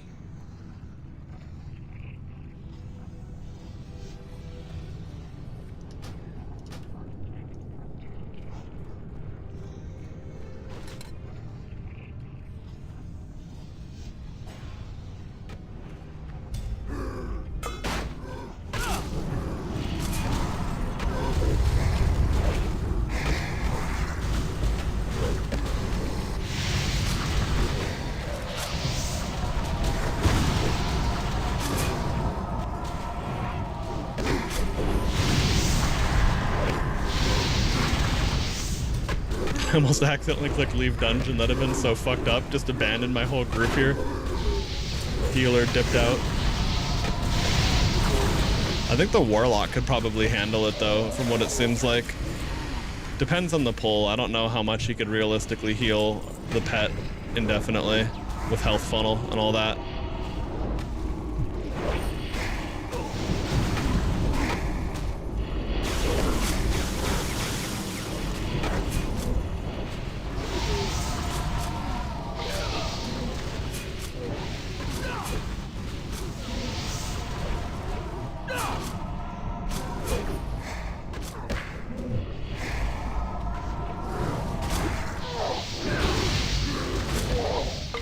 Can't see his pet at all though because of that. Yeah, I gotta think about that.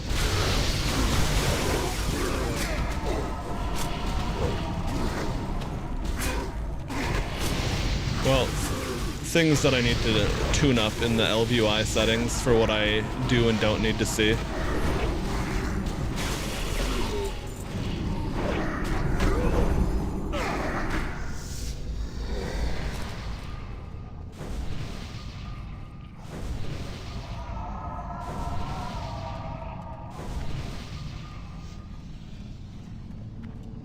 Shit, I don't know if everyone's gonna make it through there. Okay.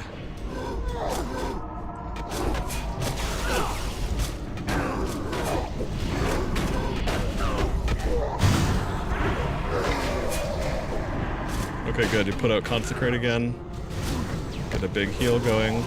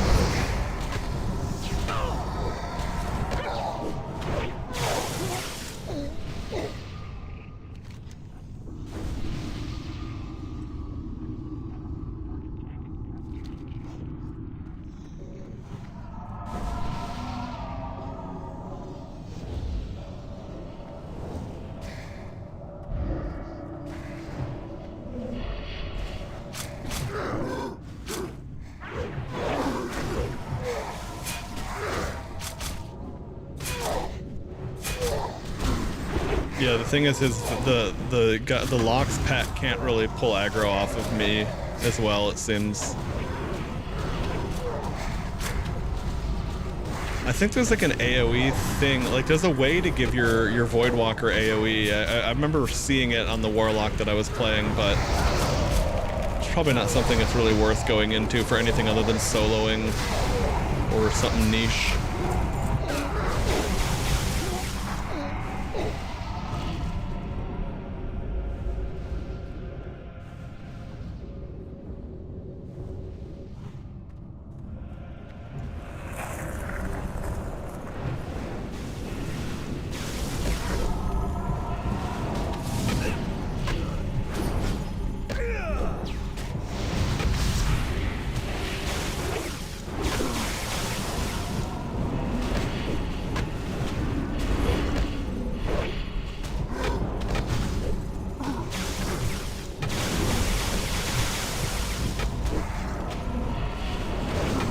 Yeah, this Voidwalker is a beast.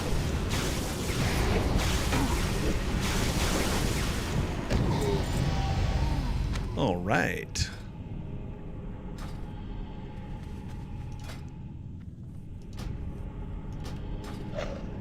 Wait. Oh, right. I forgot this thing came out. I was like, did the Warlock summon that? What?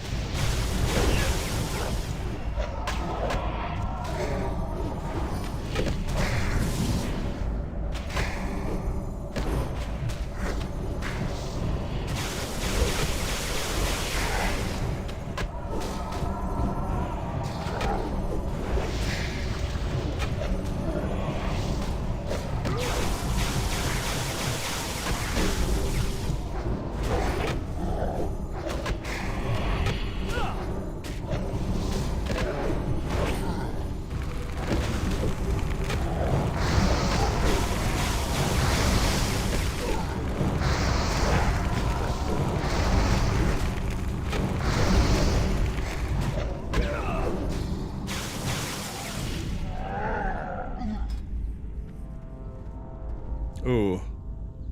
Intellect, spirit, spell power. I'll let him take it then since it's cloth. Anyway, I have 3 spell power and haste on those. Those are pretty nice, honestly.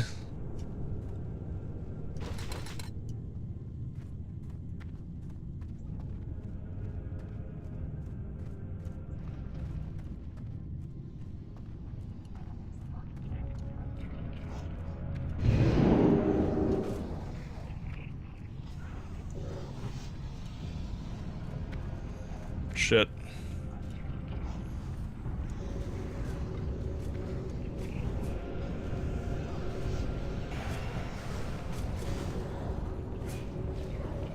I was gonna say they were not in my line of sight.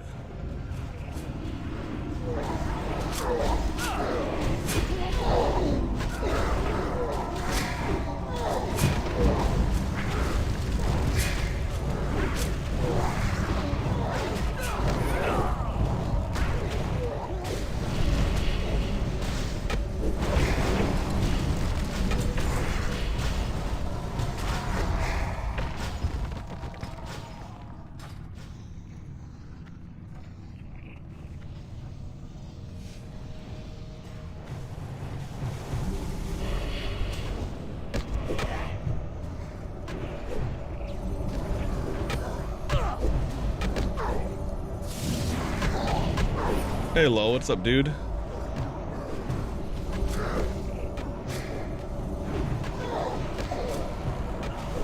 Just in time for the tail end of things here.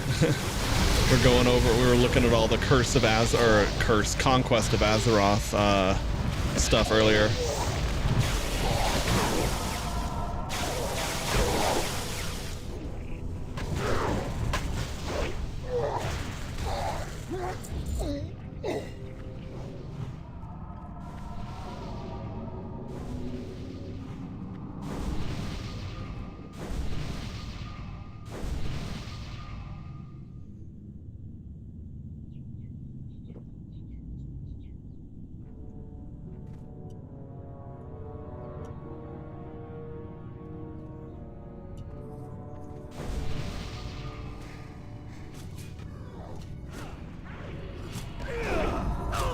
Curse of Ass? Yeah, basically.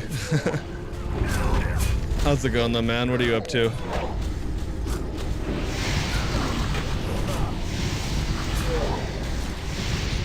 Have your schoolgirls been winning lots of horse races lately?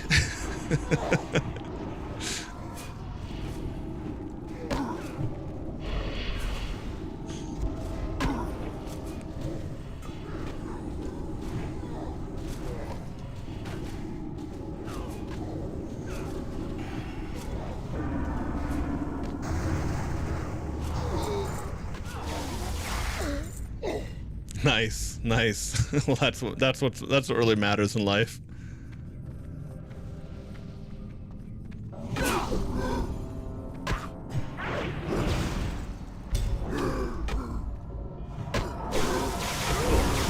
Running some dungeons here. I'm just keeping the party healed and smacking the dudes with my staff. Just doing little low-level resto druid stuff. But when I grow up and become big and strong, I'll turn into a tree. Lately, the government just gave everyone 10,000 NT. Oh, nice. So you and so many other youth of Taiwan are going to spend it all on gacha, I'm sure. The gacha companies must love that.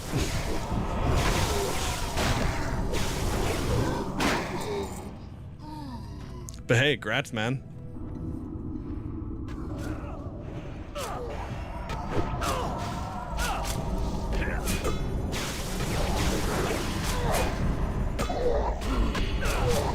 It's like about 330 US dollars for anyone who doesn't understand the conversion rate on that.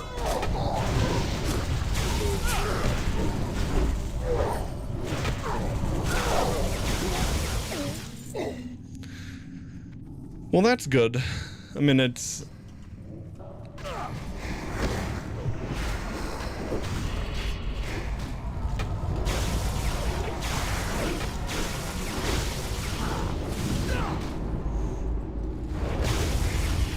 There you go, gotta keep that Warlock's pet healed, because honestly his pet is doing more tanking than the Paladin in some of these fights.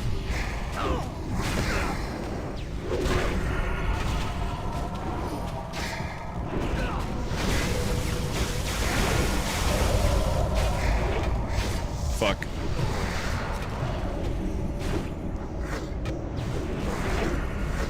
He didn't health funnel it and I couldn't, my heal took too long to hit him.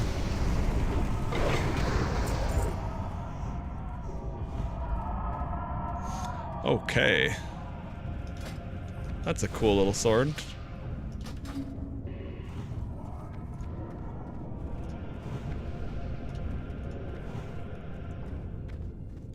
I think that's it.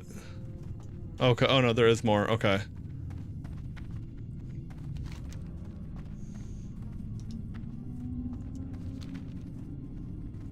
Yeah, we all need one more shaman, okay. Good. Well, that's convenient.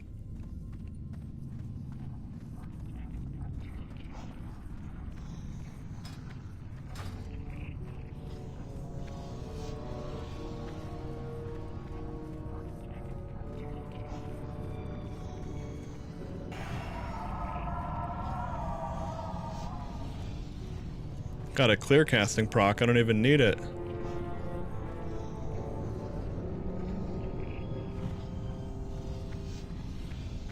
Do I have sprint as a cat? No, okay.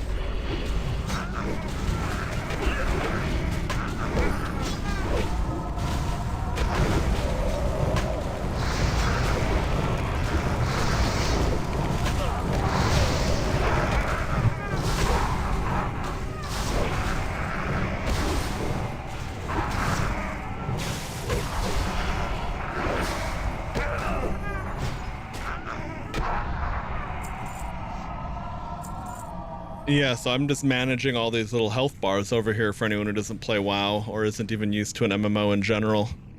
I'm making sure that we're all cozy.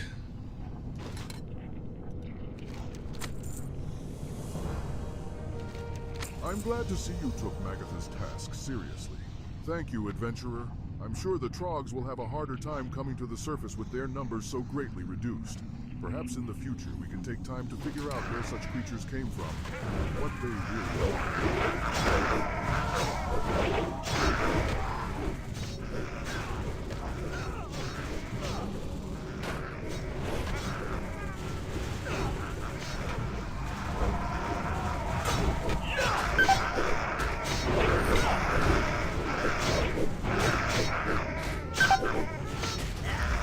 Okay, I'll just leave the dungeon. There we go.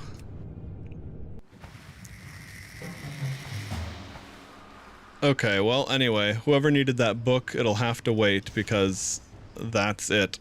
Alright. Let's see, are there more dungeons complete? Oh yeah, Thunderbluff, okay. Nearer Fireblade, Orgrimmar, okay. So I got some stuff. Got some stuff to do.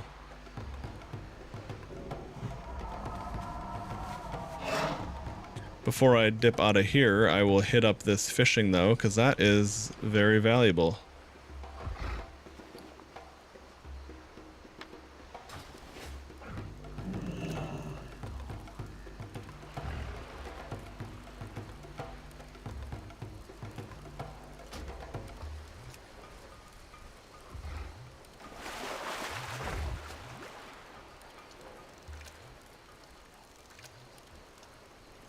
Nice, and we're getting close to level 25.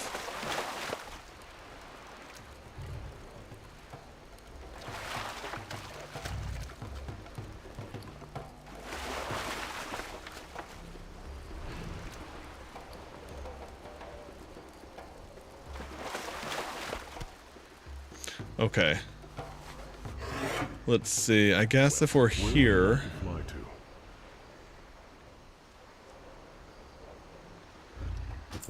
I'll go to Thunderbluff first.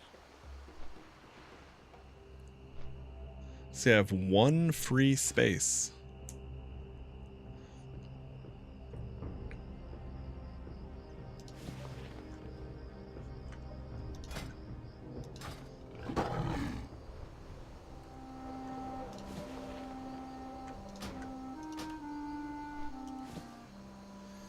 Okay, so strength, agility.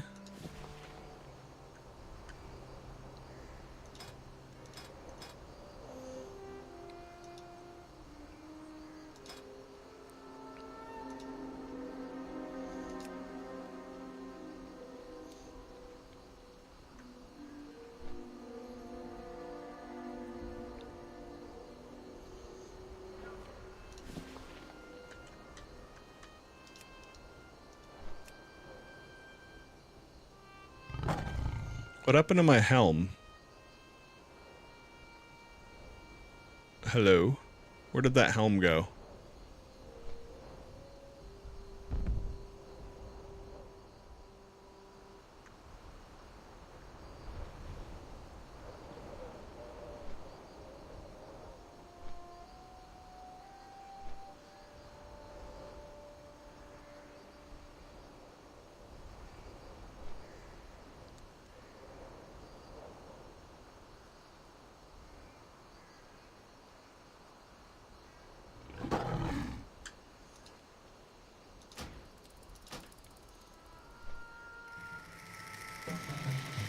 I wonder if I accidentally sold it or something. I don't know. Anyway.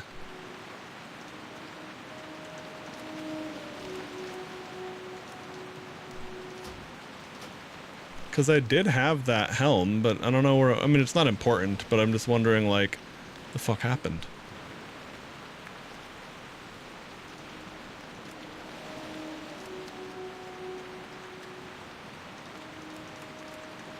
Oh, maybe it got put in my bank through some functionality. That could I could see that happening. Alright.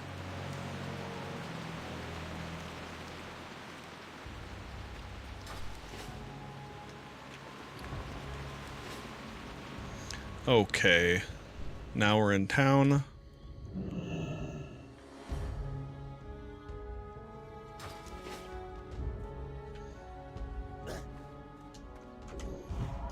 Nice little shortcut. Fortunately not lethal.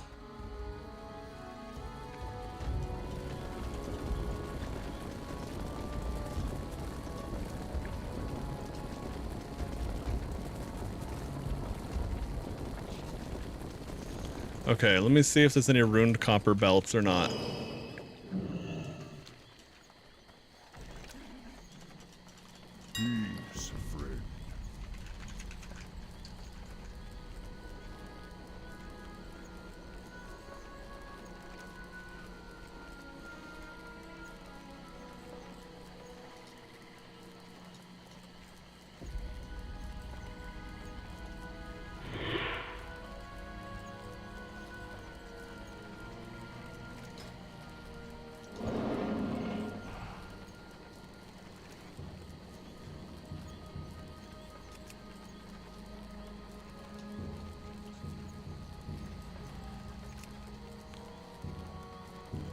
Okay, so it's gonna cost 6.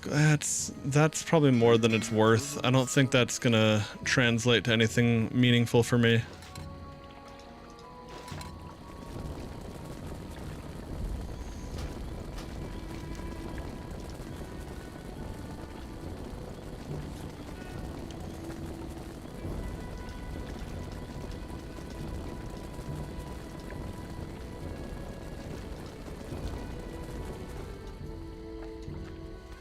Alright, over here is where we have to go.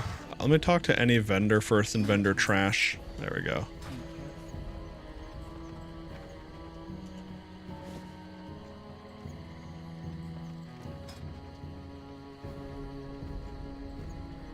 Let's see, spell power? Intellect, spirit, spell power. 3 spell power, 2 haste. Ooh.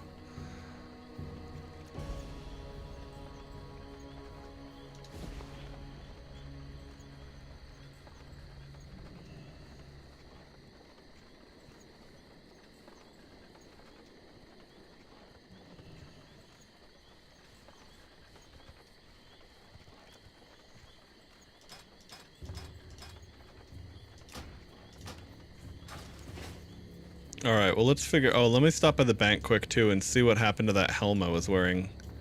I don't know where it would have gone unless... If it's in the bank, that makes sense. If it's not, then it's like, what?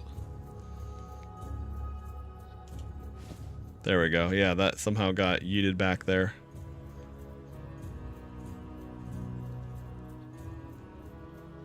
Oh, here we go. I have 2 bank tabs there. I was like, what the fuck is going on? Alright.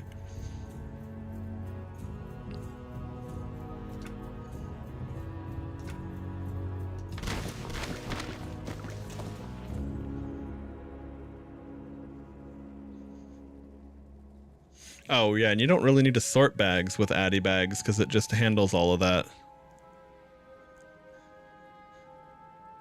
Okay. So my feral stuff is there. Alright, and since I have my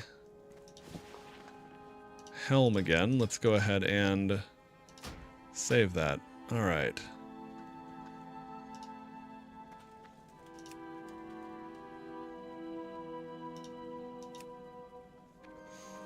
Perfect. All right.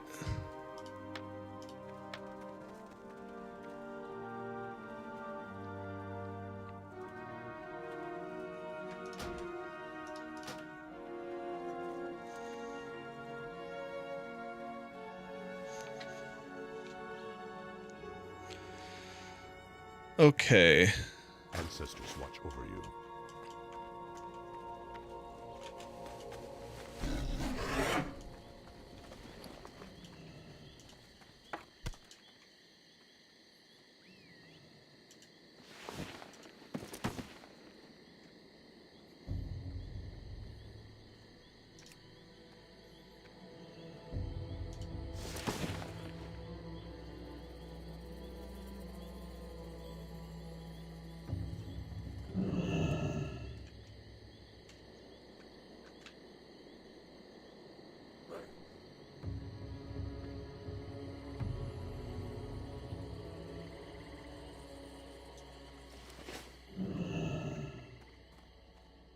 This guy needs to use this Wonder Ball.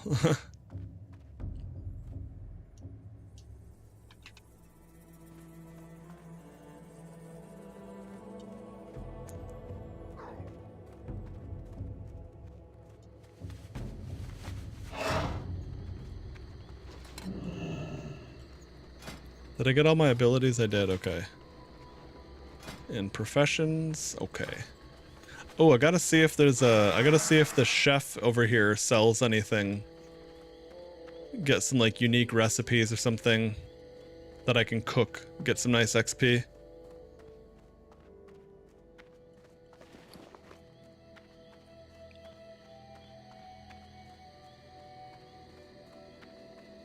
Nice, and I'll have to see if these 12 slot bags sell for anything. Peace, friend. Well met, adventurer. You may speak to me unless you have direct business with my mistress, Magatha. I deal with most of her tasks for her so she can concentrate on more important matters. Perhaps there are some things we could discuss before you seek audience with her. Excellent, adventurer. Thank you. Magatha told me that if you were successful in finding her clansmen, that you'd be given this. Please, take it in thanks. Alright. So now we just need to go talk. I need to find a guard. Because I have no idea where the various cook vendors would be or whatever. What are you looking Let's see, for? profession trainer, Which profession? cooking. You honor the spirits of the animals you must slay by not letting them go to waste. Aska Mistrunner will show you how. She has a kitchen on the high-rise. Perfect. Oh, and we'll visit this person to repair. Wulan in Shadowprey Village can sell you the expert cookbook. You will need that if you are to better yourself.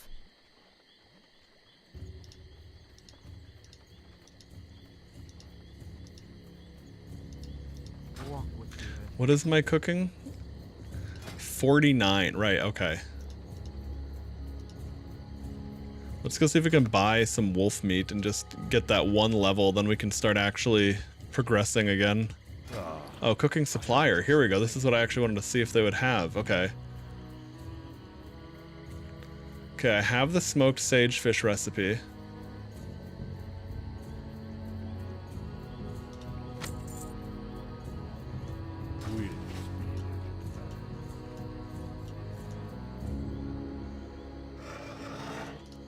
Alright, we'll go to the auction house and buy some...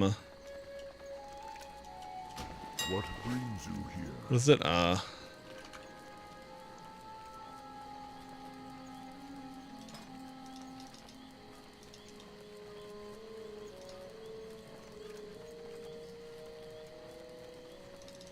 We shall meet again. What's the timer on the board, I wonder? 56 seconds. Yeah, I'm not gonna bother with that one. Doesn't even grant XP. The runes of Ascension are nice, but I don't want to spend 6 gold on that right now. Special? Okay, so wolf meat.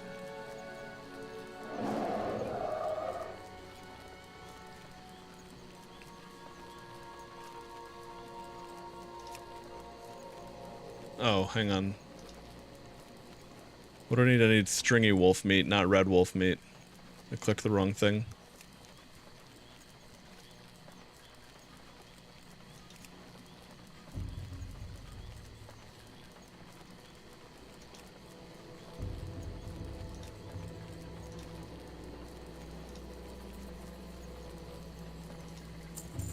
Go in peace.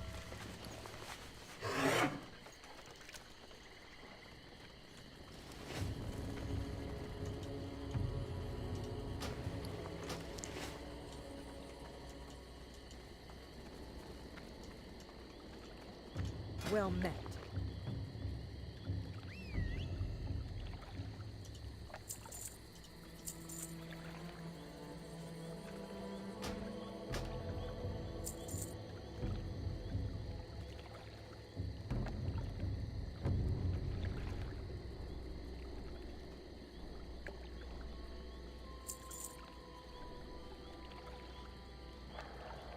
We shall meet again. Is that for cooking?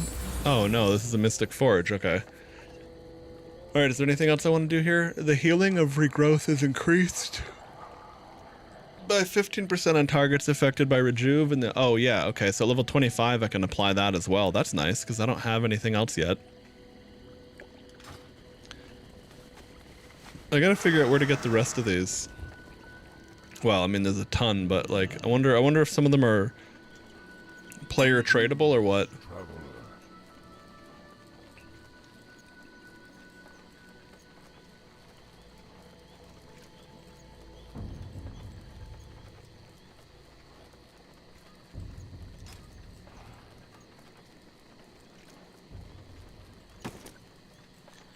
Let's see.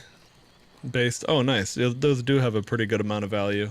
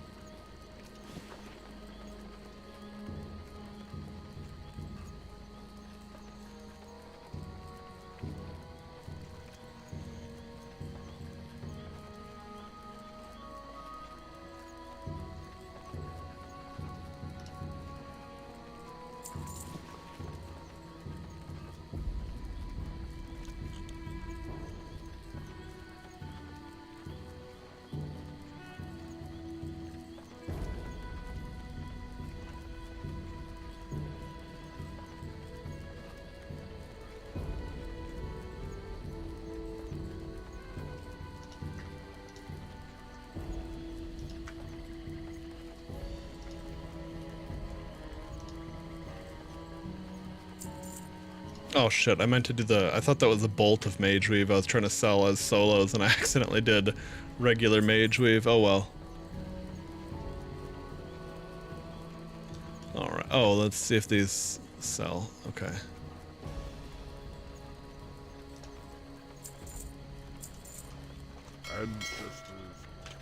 Okay, now we can see what the new quest is, see if it's something that I can do or not.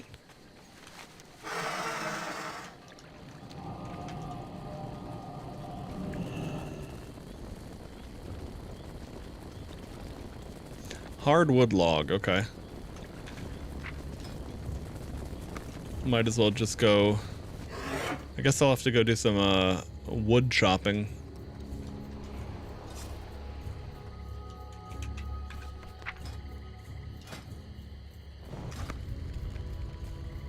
Right, I gotta pick up that wolf meat I bought.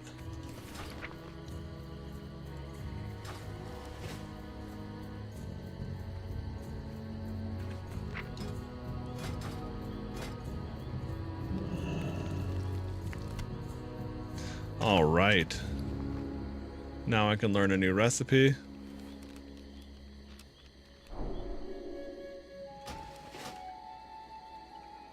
Greetings. If you are here for leather goods, then you will find my wares well crafted. I wonder if I have any of those mud snappers in my bank.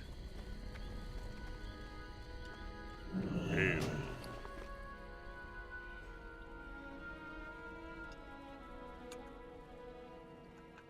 Okay, I do not.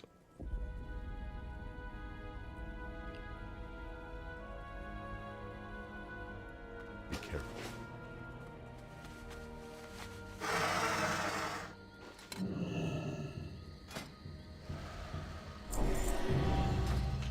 Well, we did get our cooking to 50 at least. We'll have to see if they have anything for us up here or not. I can't remember if the...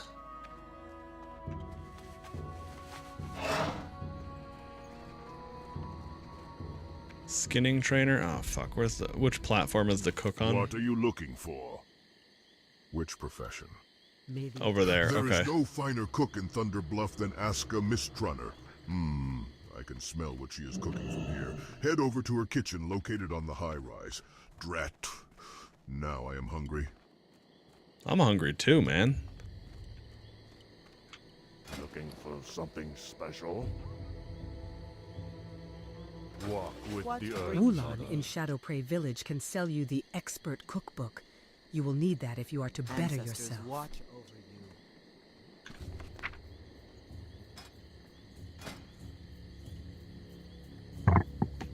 you. Okay. Coyote steak.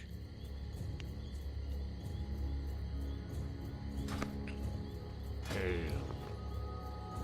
Go in peace.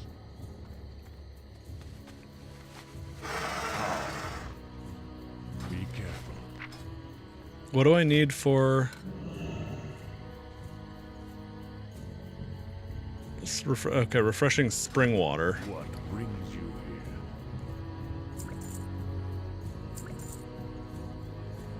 We shall meet again.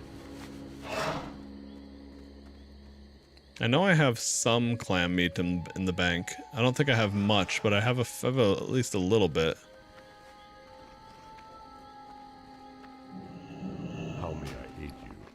Oh, fuck, I only had a single... Oh, and it's tangy clam meat, so it's the better stuff. Damn.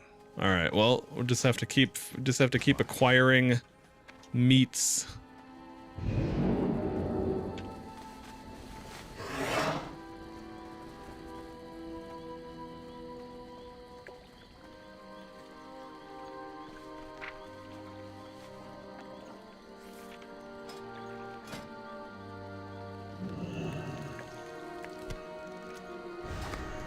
Nice. Alright, now we have boiled clams. Hell yeah.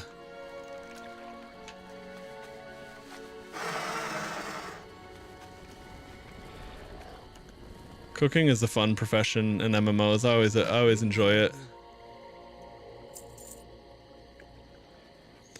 Okay. So is this on...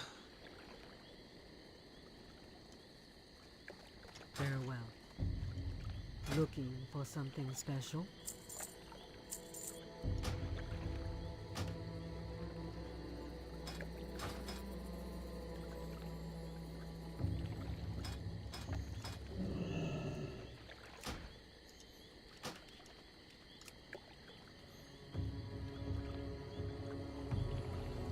Let's see, strength, agi, stam.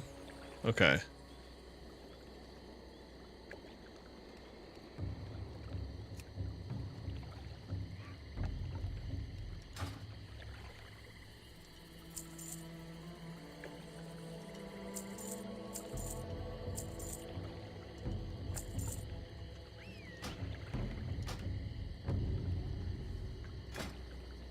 Oh, okay, it's also a two-handed staff. Stamina, intellect, spirit. Oh, mine has 10 spell power. I'll skip. Okay.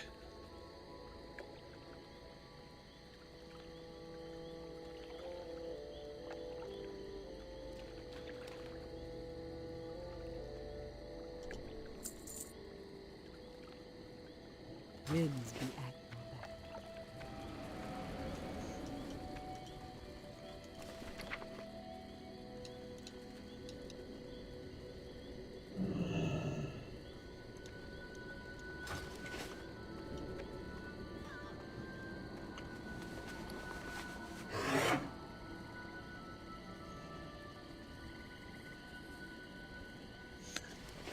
Oh, alright.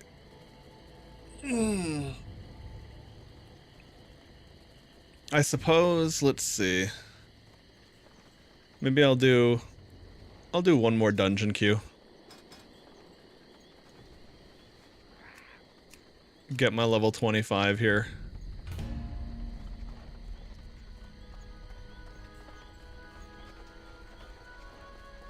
Should be basically instant. Well, should be. Could be. Oh yeah, and then before I forget, I do need to return to Orgrimmar. Okay. So I guess I'll get on that flight path while I'm in queue.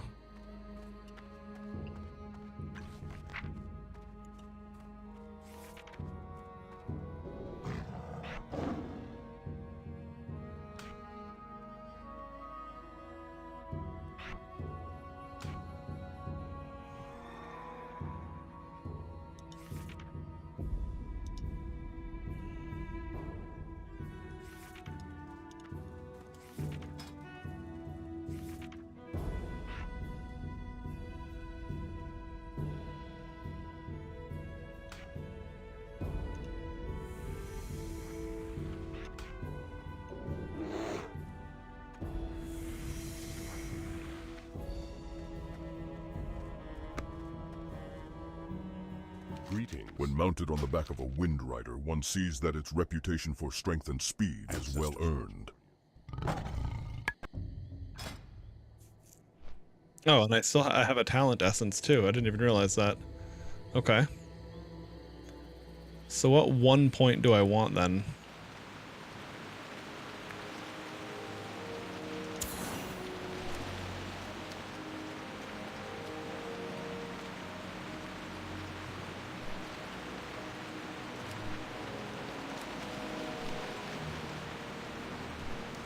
Oh, yeah, we'd probably want the Master Shapeshifter thing. Especially, I mean, yeah, because sometimes you're going to swap to a cat or a bear, even though you're a healer, to do something in that. Let's see, or increases total intellect while in... Okay, Moonkin, but not Tree of Life, okay.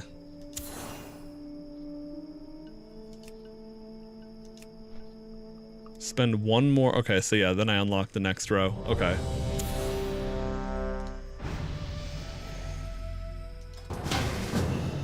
All right. What? Oh.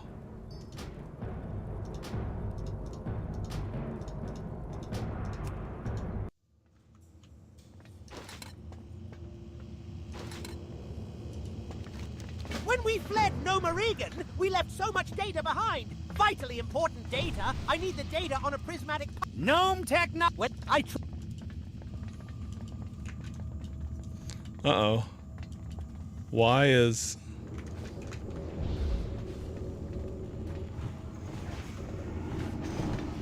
There we go.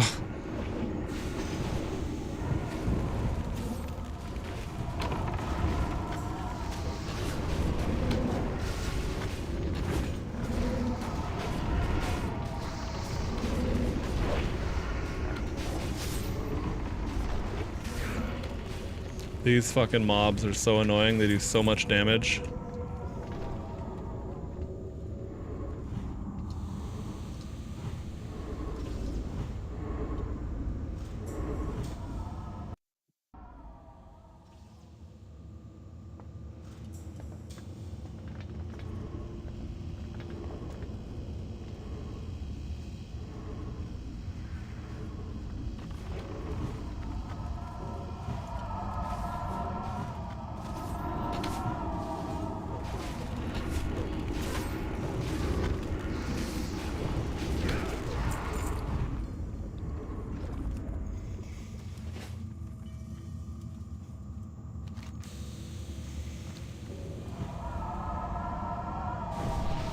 Okay, get the buffs out. Let's see, I got the tank thorns and whatever. Okay. Oh, these things have mana burn too. No wonder that was so annoying for me last time.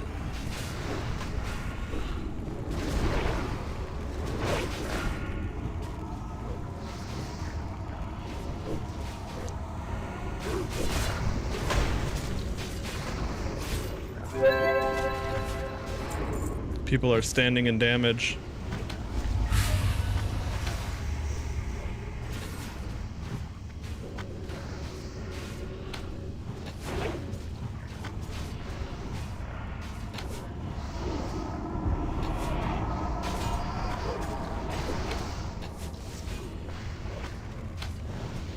Yeah, I think a lot of people didn't realize they were standing near damage.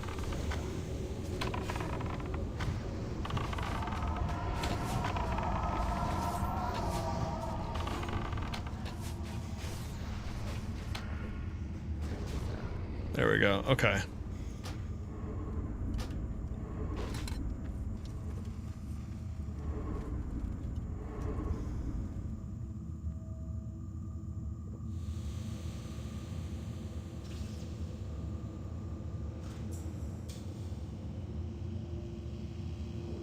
Okay, that's good enough. I don't need full mana.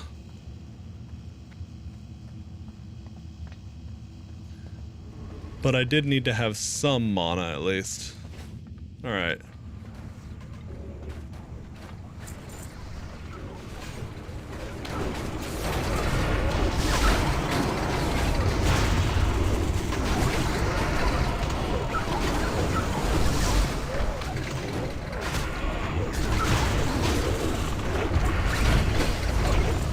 Alright, well that was spooky, but we managed to make it work.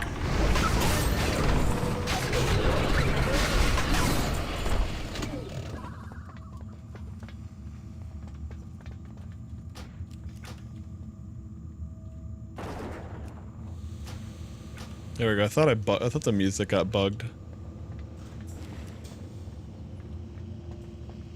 Shit.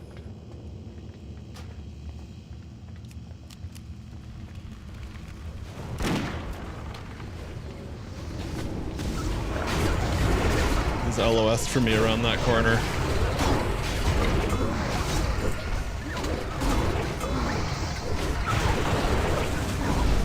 Granted, I should have been with him, but at the same time, if he got any lower, all he had to do was take a step forward for me to be able to hit him with a heal.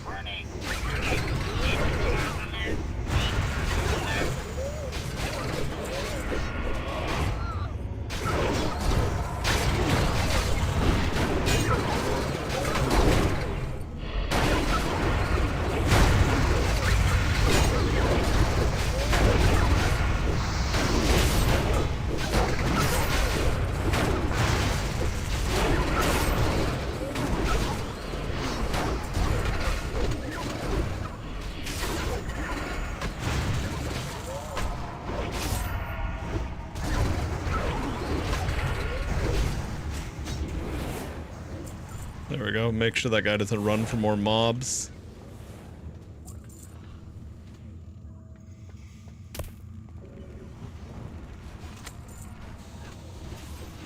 Okay, that requires engineering, I see. Alright. We have to kill the electrocutioner guy with this? Okay.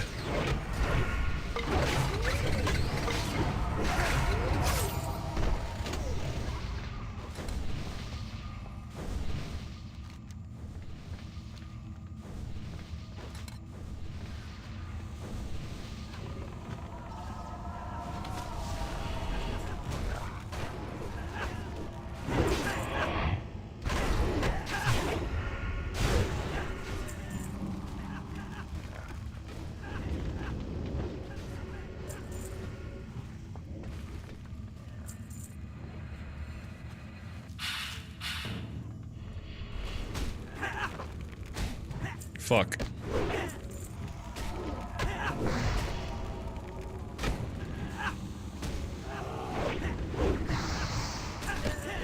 I'm gonna run over to the tank and let him start hitting them. There we go, they changed target.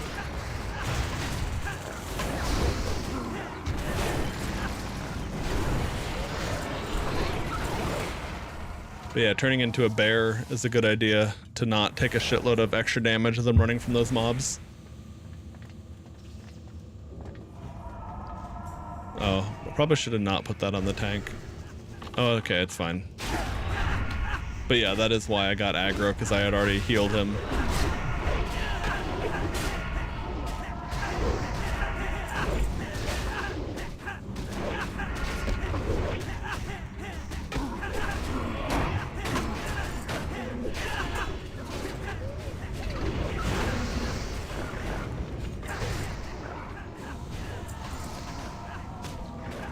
Just LOS those mobs.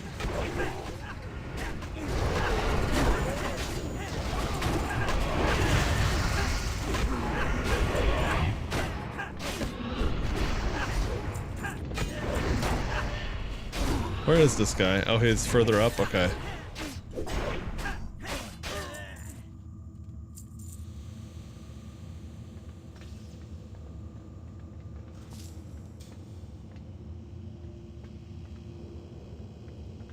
I don't care. I guess that would have been slightly better than what I had, but not that important. Electric justice. Interesting, I got a clear casting proc off of using a scroll.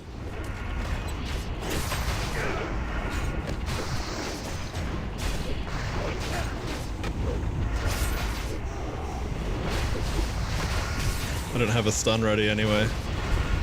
It's on cooldown.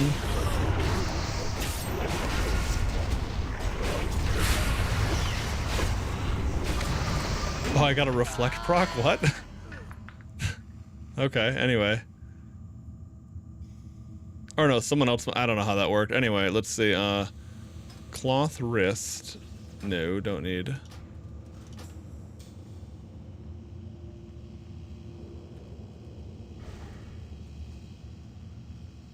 Chance on hit. Okay, that's pretty cool. Alright, so keyring. How do I check my keyring?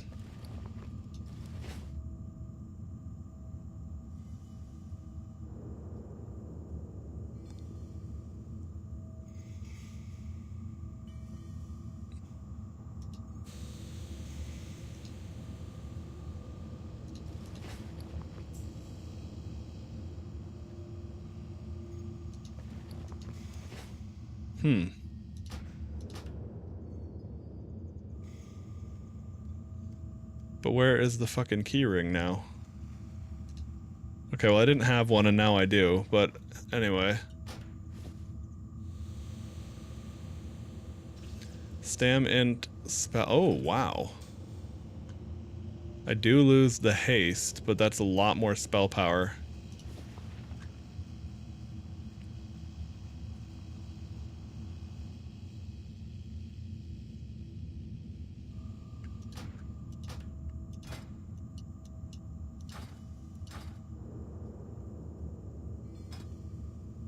Nope, don't need those. Okay. Yeah, it's so nice having like actually useful low-level gear. In terms of like getting stats you need, like spell power, armor pen, etc. Okay.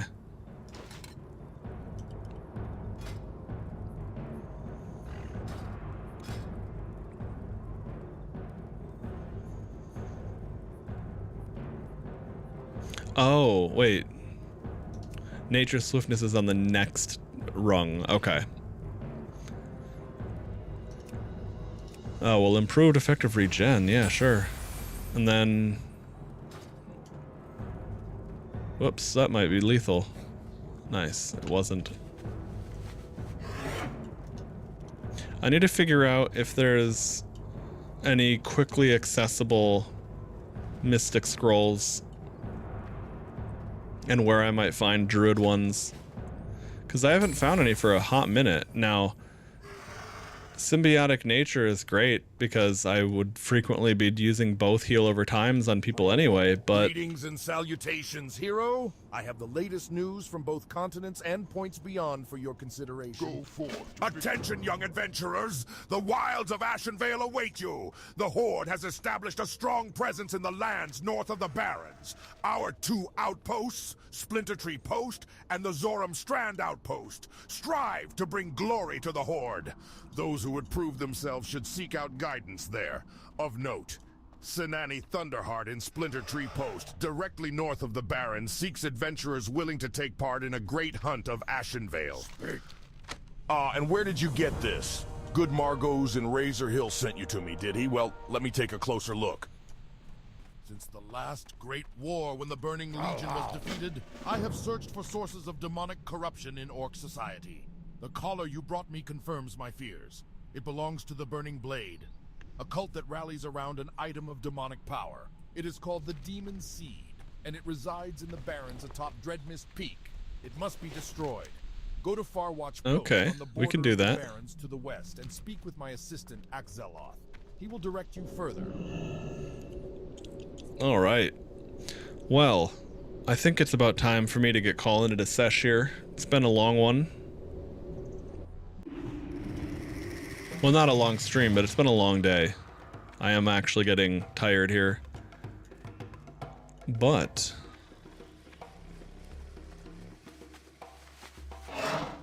wait, now it's not counting as the...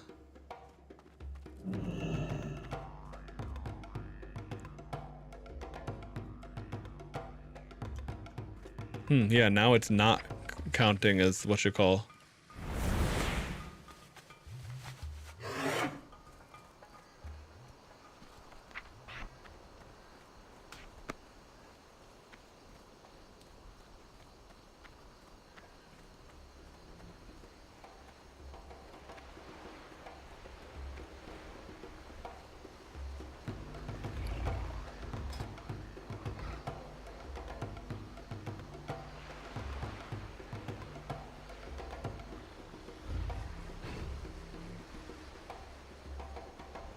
Where the fuck did my fishing pole go? Alright, well, that's unfortunate. I could probably buy one from this person. Hi. Me got the good stuff now.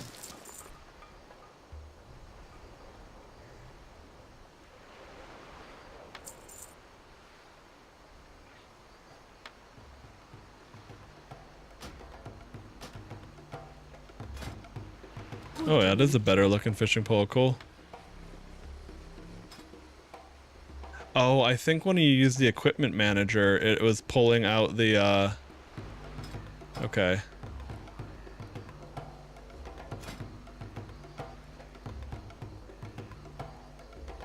I should get a fishing RP set.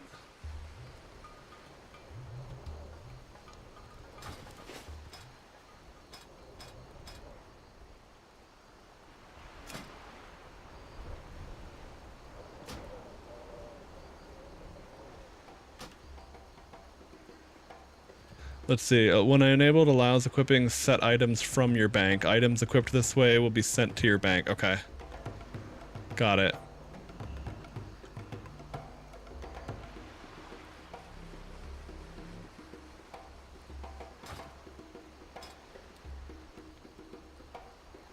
But I wonder, how could I make the equipment manager... I wonder if it's possible to make it, like, not do certain slots. Yeah, it doesn't seem to be a thing. Anyway, as long as I have a fishing set, though, then at least I can equip that on the fly. Alright.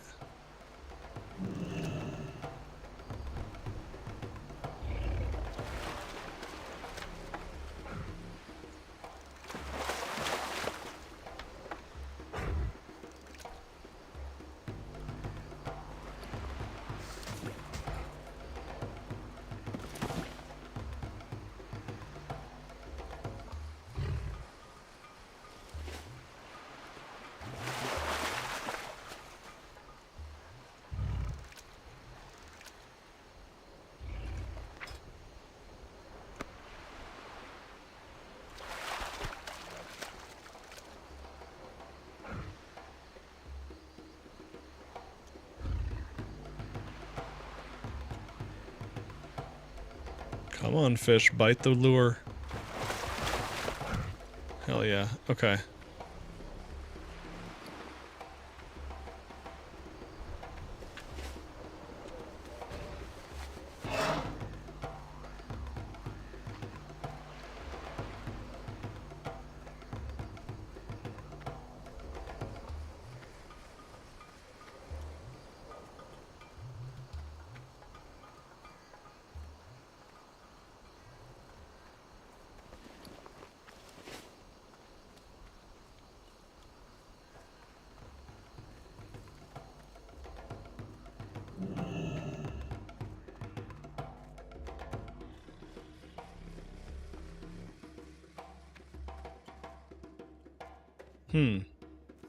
Yeah, I'm not seeing the well-rested little inn thing pop up. I don't understand why that sometimes does and sometimes doesn't.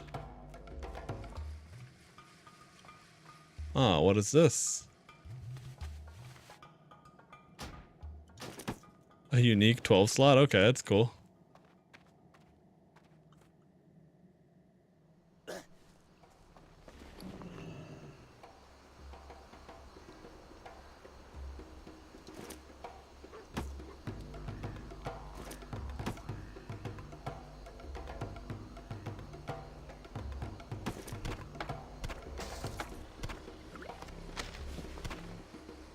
Nice, okay, that actually worked.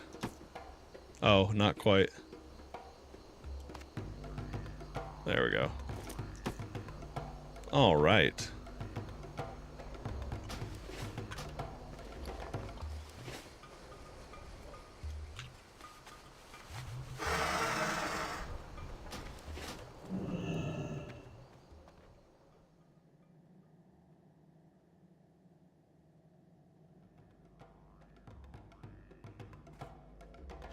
As the wind on the plains, you are always welcome here.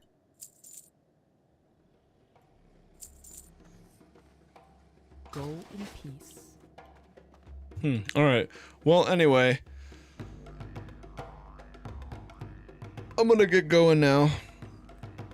Gotta go figure out dinner and stuff for tonight. I'm gonna make a big pot of chili, I think, and if I go do that now, it'll be ready for dinner, and if I don't, it won't. So, I believe that is where we're gonna call things. Alright, what am I looking for here? Okay, dudes. Nice little WoW sesh today. For anyone who missed it, if you're here now but weren't here earlier, we were going over the whole Conquest of Azeroth trailers, so that'll be, if you go to this stream VOD, which it will be much more easily accessible on YouTube, or I think Kick, I don't know. I don't know if Kick does VODs, but anyway, on YouTube it will be available. You can see those class trailers, which is really exciting because that is the 21 original classes. It's such a massive project that they've been working on. I can't wait till that's out of beta. But that being said, I'm also not at all having a bad time with Bronzebeard Warcraft Reborn. It's been fantastic for WoW to feel fresh and fun again. But yeah, I suppose I better get going. Take it easy, dudes. Peace.